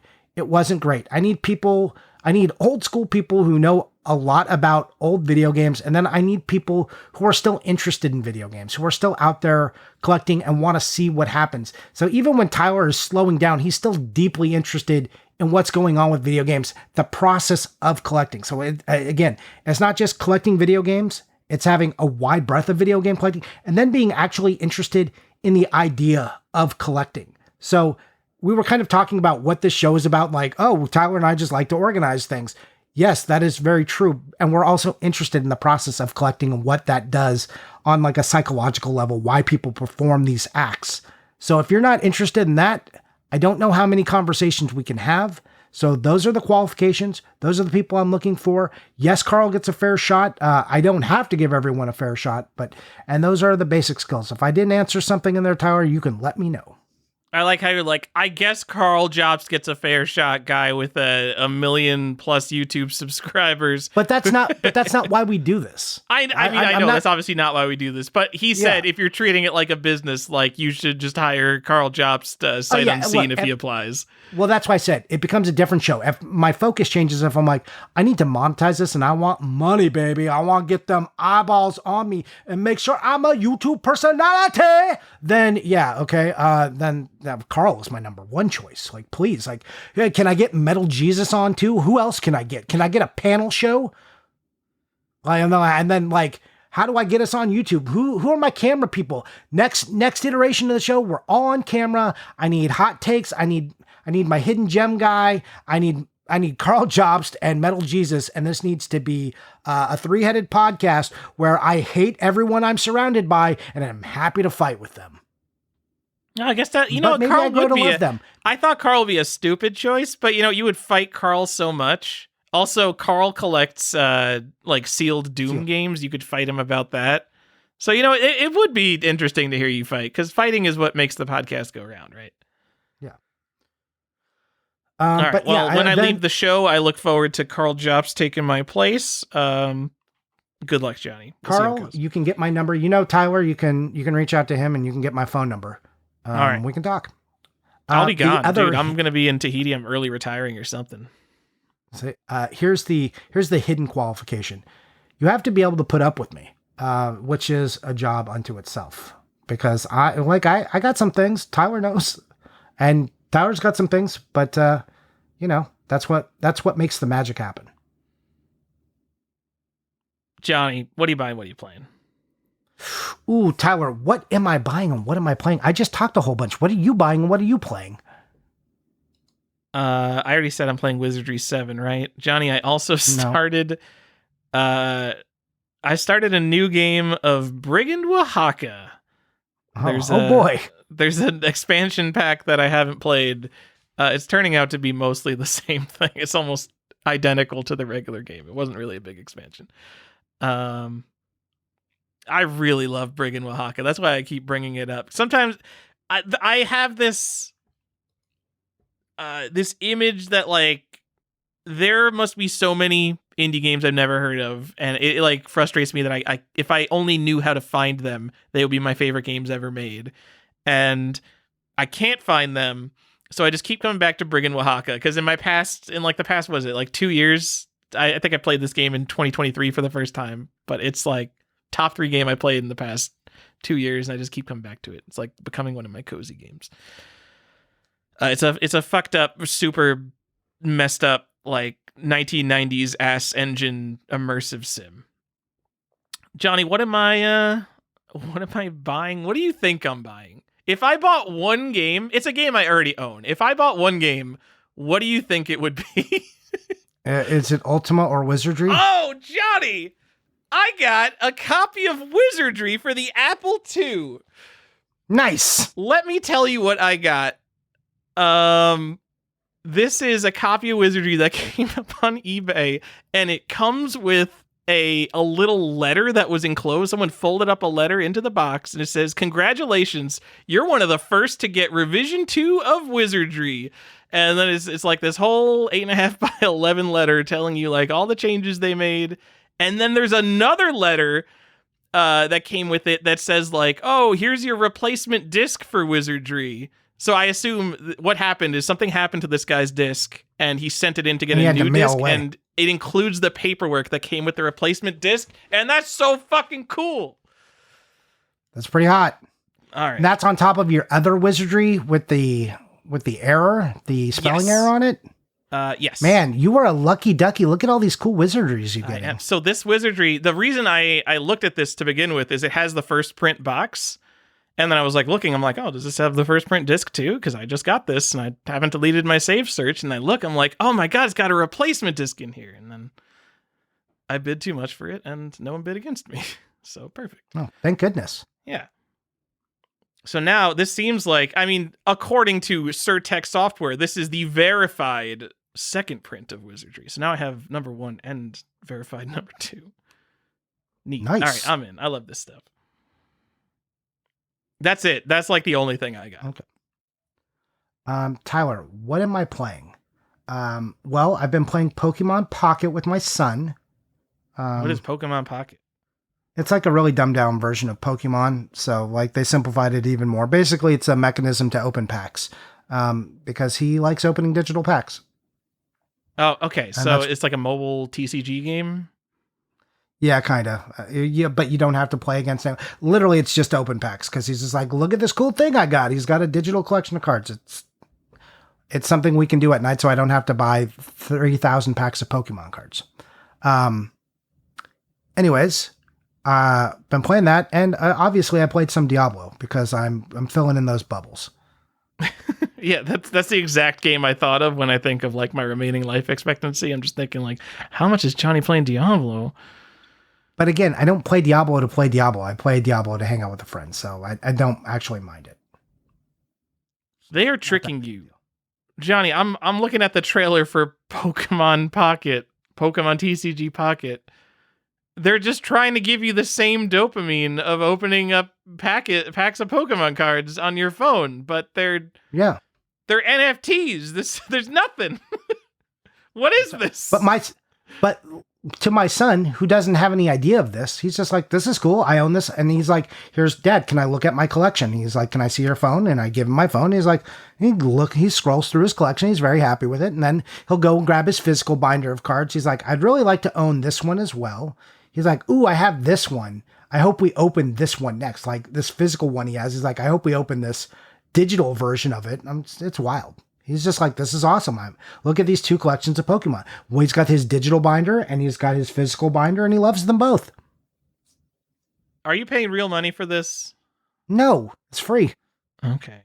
Do you have to watch a bunch of ads? He gets 2 packs a day. Every 24 hours, 2 packs fill up and he opens it. All right. No ads? No ads. All right. I'm in. I mean, I'm not in, but that's fine. I don't hate it. So, like I said, Diablo. What did I buy, Tyler? Ooh, well, I may have bought that Dead Space, which you immediately panned me for in the Discord. So thanks for that. Real nice. I did not pan you. You took that as me insulting you. It wasn't an insult. Oh, just bought it because we talked about it. I was like, thanks, Tyler. No, you would have had the best thing. If I was allowing you to win best thing of the week. I mean, we're going to talk about my thing. I don't ever need to win best thing. Yeah. But, you got the limited edition, limited to 1,000 Dead Space on Xbox 360. Ultra limited edition. The ultra limited edition. I'm sorry. That's what it's called. Anyways, it's very cool. I like it. Again, I have to think if I'm going to highlight it as like summer spooky games to play or in the Halloween set. Haven't decided yet. Still thinking about it. I got Judge Dredd on the Sega Genesis. Tyler, I already own this game. Do you know why I bought Judge Dredd on the Sega Genesis and I'm hoping to also get it on the Super Nintendo? It has to do with Blockbuster World Champion. Oh no, you're gonna get it on the Super Nintendo too? Yes. I thought it would be a I mean, I Blockbuster already World own Championship. it, but why would I rebuy it? I was thinking to put it next to your Blockbuster World Championship, but I guess not. Judge Dredd is you rebought it? Oh wait, is there an insert? There is, kind of. What is it? It's an outsert, really, not really an insert. What is it? So, free, and it says it's a giant splash on the Genesis one. It's not on all the Super Nintendo ones. The second print doesn't have it, or third print or whatever. Free DC Comics online software enclosed, good for 10 free hours of America Online, $25 value. And where would you think this would be packaged in this game, this disc? Inside the game? I guess not. I mean, since I've never seen one, I imagine it was shrink wrapped to the outside. No, it is on the outside, but it's not shrink wrapped on. So what they do is the back of the envelope that it comes in is printed exactly like the back of the box. And then they put like rubber cement on it and pasted it to the actual back of the box. Oh man, so it was like the Shaq Fu CD? Wasn't the Shaq Fu CD like that? Yeah, and so they did that with this and the Super Nintendo one. So the barcode is even on it. That's awesome. Wait, it takes up the whole back of the box? Yes, they modeled it to be the back of the box. Whoa, that's awesome. Oh, I love that.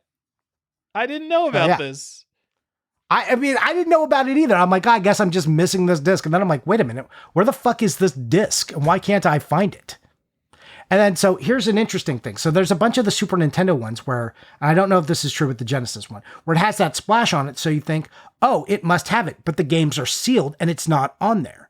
But at some point they ran out of these stupid discs, but they didn't change the fucking box. That's awesome. So there's sealed versions of this game without it attached to the back. And then there's a version where they finally removed the splash.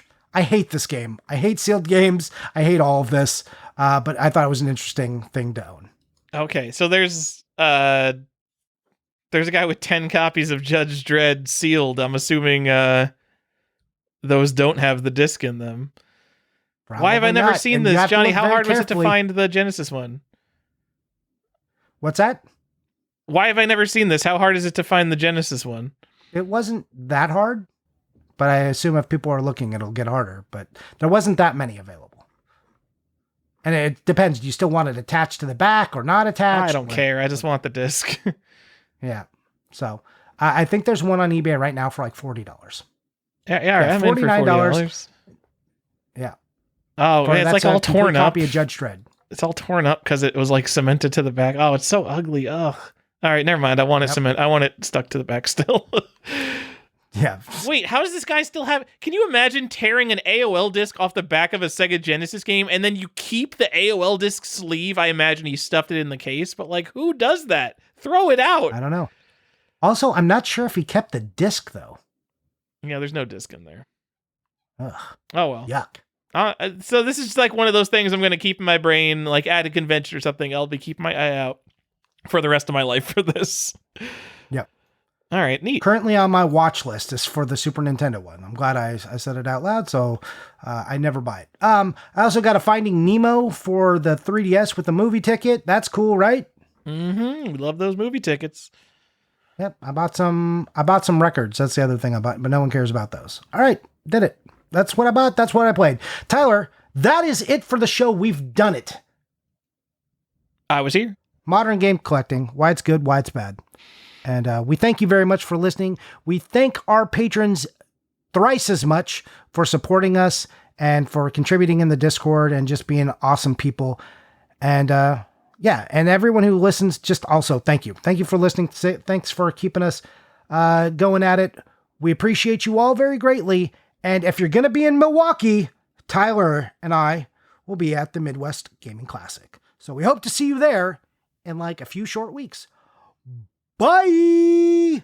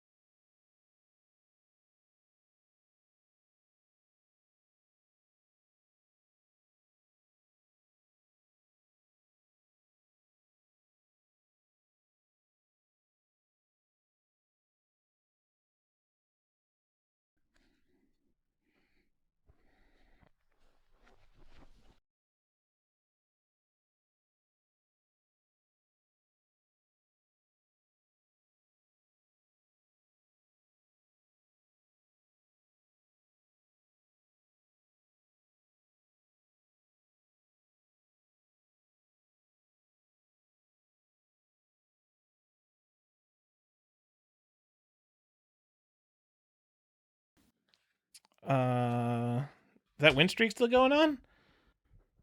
Is that win streak still going on?